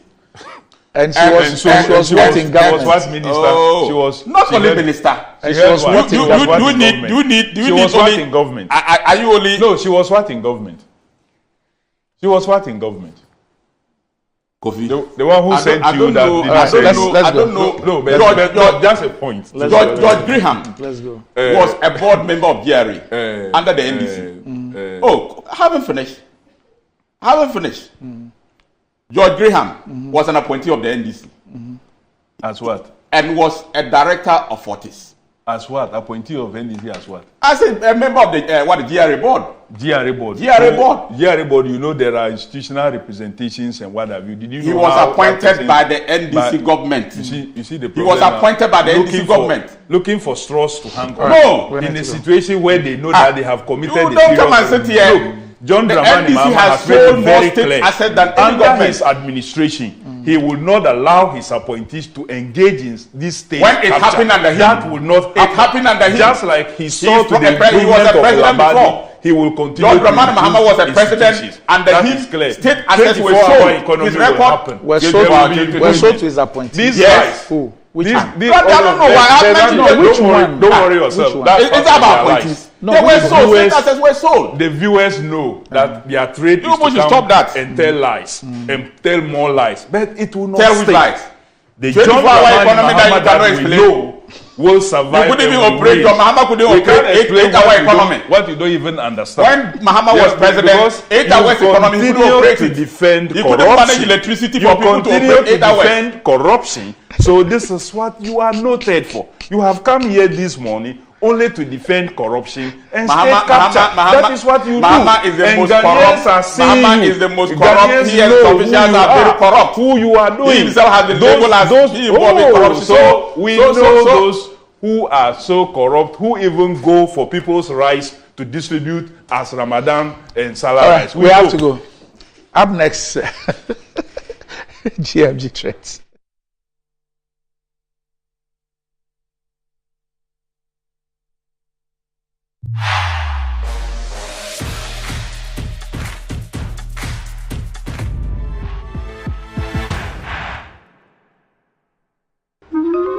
Again.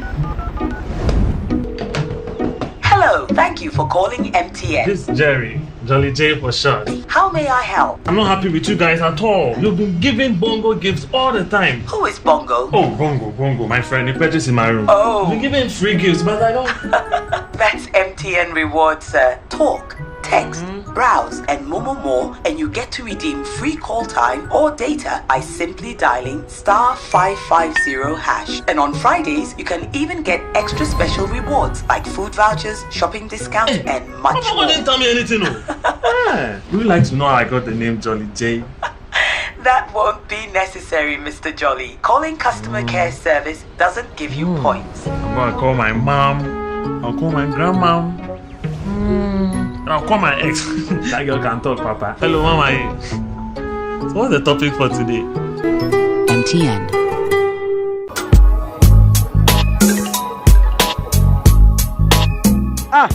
Customer. I don't know who say. Malaria been actually me, man. No more drama, so still. One give us. Give us a solid. Yeah. Sorry. What rest of so give us here and tum down. But you got some. But for me to give us the and tum down. Give us about me, sir. Me patron the and tum down.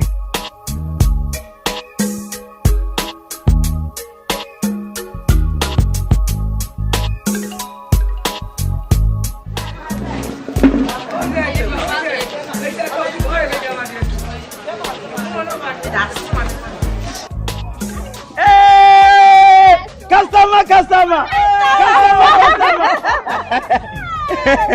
Give us a tonton now. Pa. Onuya kayo, oba wa fa nom. The woman the bonu for nom. Akwada won you fear do me no ono so nom. The luckiest. Star 712 hash. Luck is everywhere. For everyone. Lakoha, and missing opportunity to be the luckiest. It's time to put some smile on your face. Still asking what luck means? At Luckiest, we believe it's more than just chance. It's joy waiting to happen. Let's go. Dial star 712 hash. Now password tickets not as a group, individual and as a community. Now participating in the Luckiest from the 1st of July 2024. Grand draw near 30th November 2024. Luck is everywhere with the Luckiest. The Luckiest is regulated by the NLA on the Caritas platform and is not for persons below 18 years. Terms and conditions apply.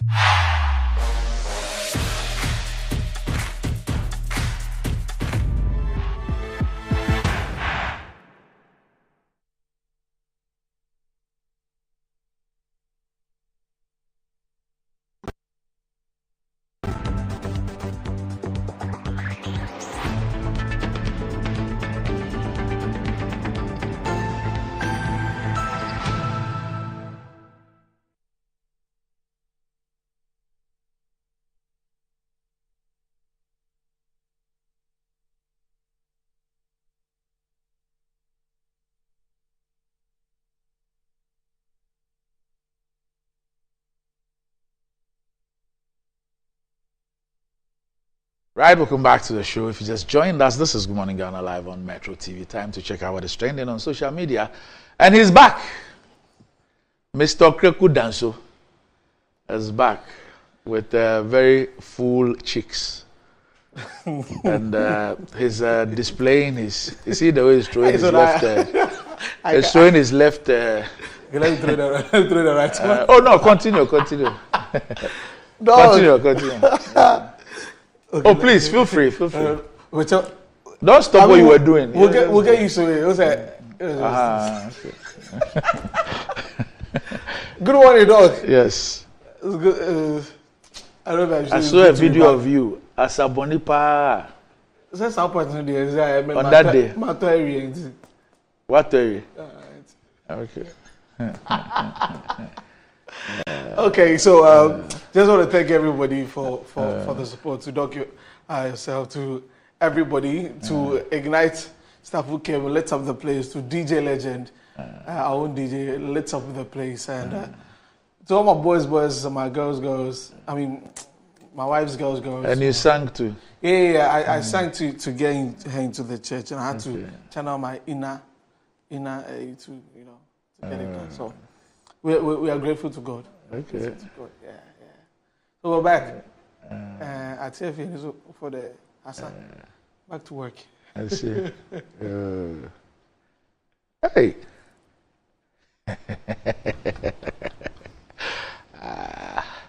How's marriage? I think it's okay. I mean, early days, but of course, you anticipate very beautiful moments together. I was like,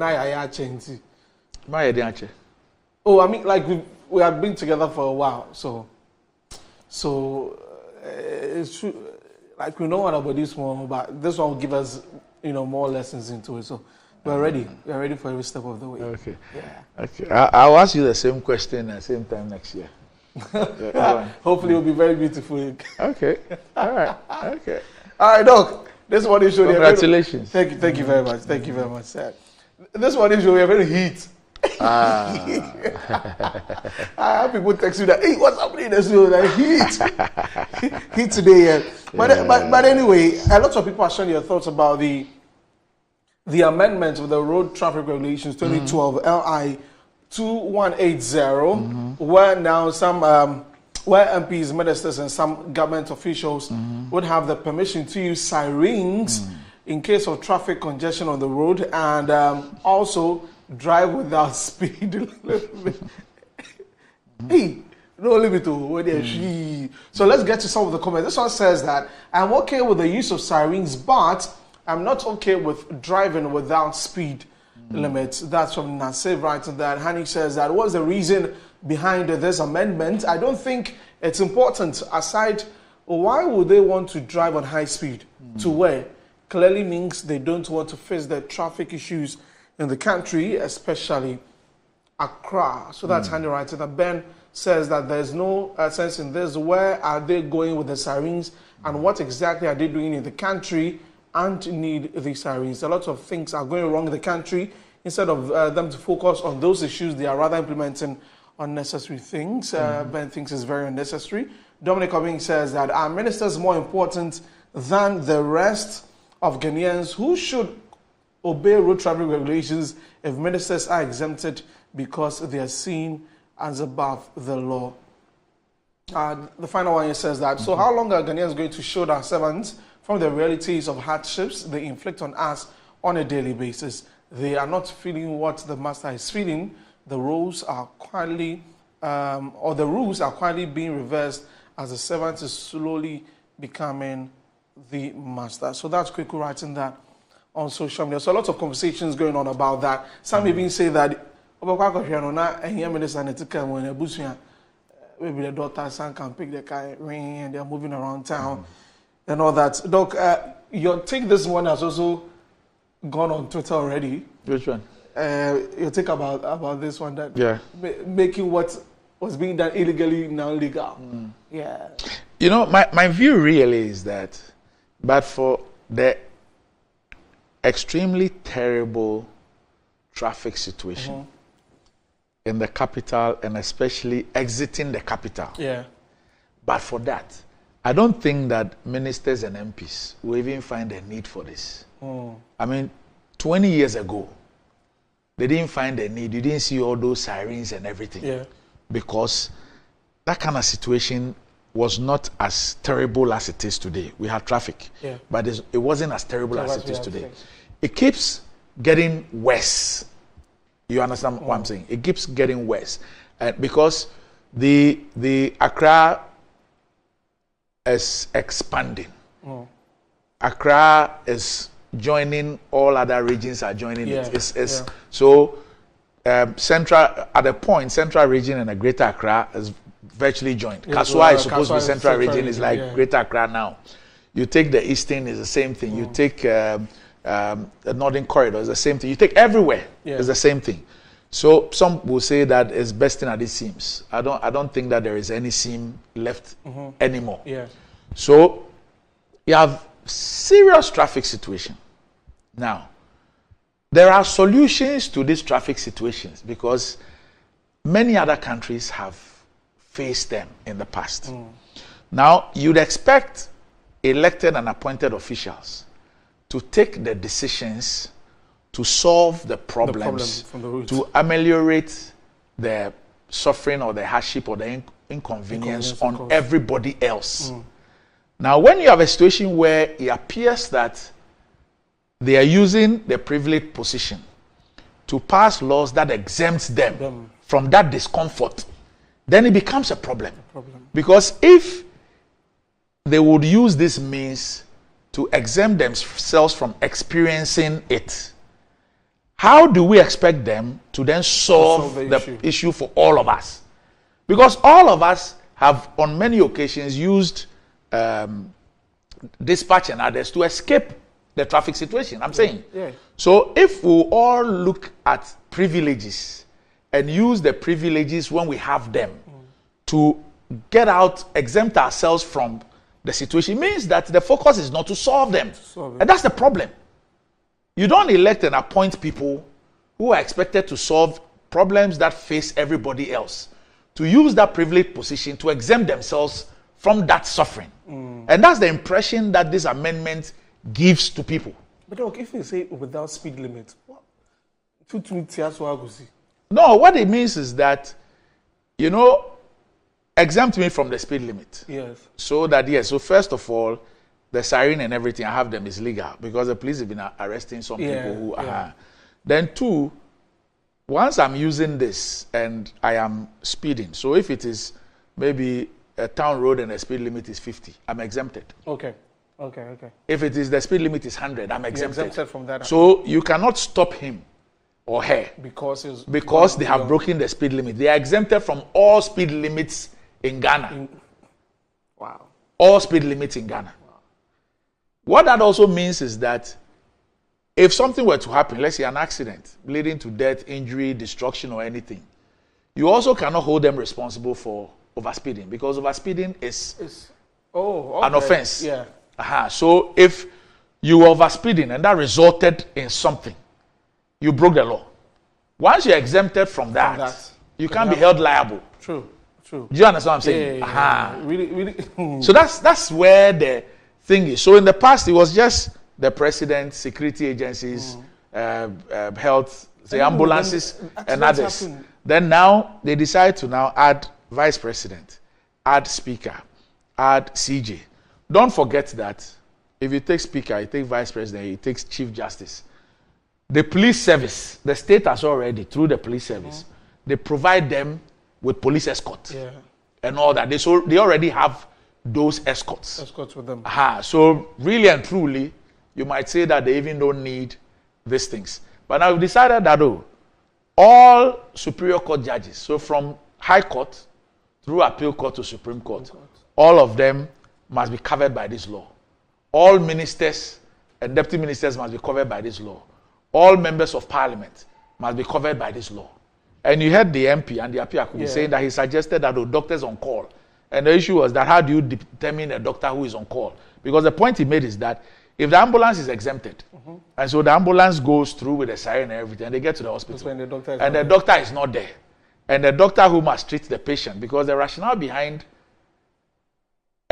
exempting to get the patient in the hospital is so that the traffic situation does not hold back the patient from getting that service. Yeah. But if the person who has to administer the treatment, i.e. the doctor or the nurse, is then held up in traffic, then what will be the point in rushing the patient to yes, but they said that it will be difficult to determine who's on call and who's not on call. And so on the basis of that, they did not include doctors. But they believe that they will be able to determine what is emergency, whether indeed a minister or a high court judge or an MP is actually engaged in an emergency. That is why they are using a siren or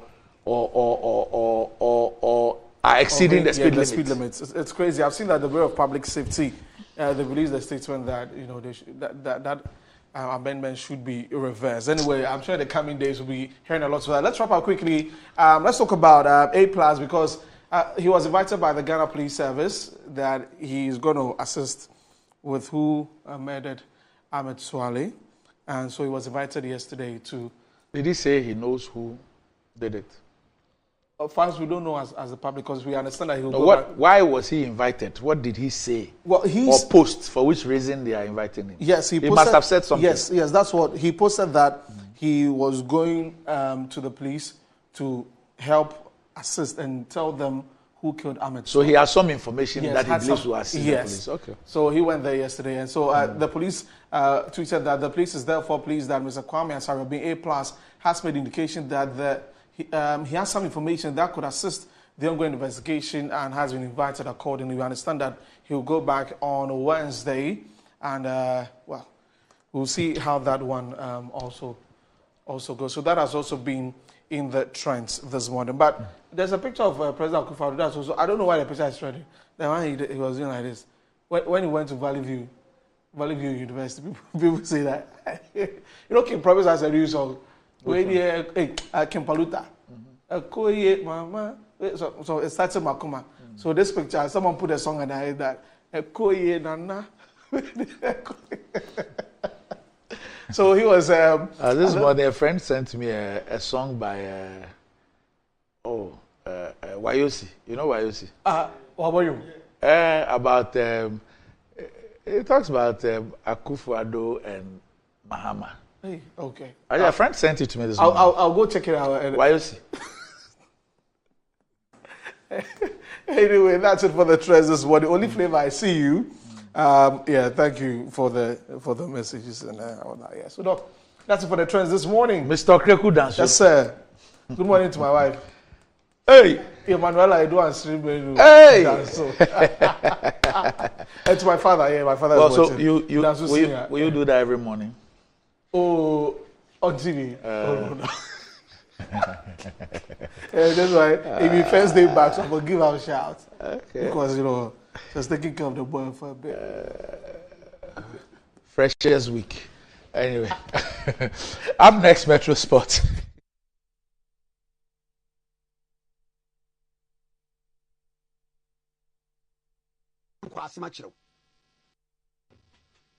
December beba 7th obi a wokoto aba bia fa wadwene koto aba no mo me no wonka ho wo mo fum sase no wonka ho wo mo yare o mo kwa abu ekire kwa ekohwe mo yare wonka ho December fa wadwene ekoto aba yani abre aduane bo ya den ye twa ho twa library bia ye bosa wo sori so a ensem hunu na mo keka kire yen mo kwa me nkroma no ade onye akwa me nkroma wo de yen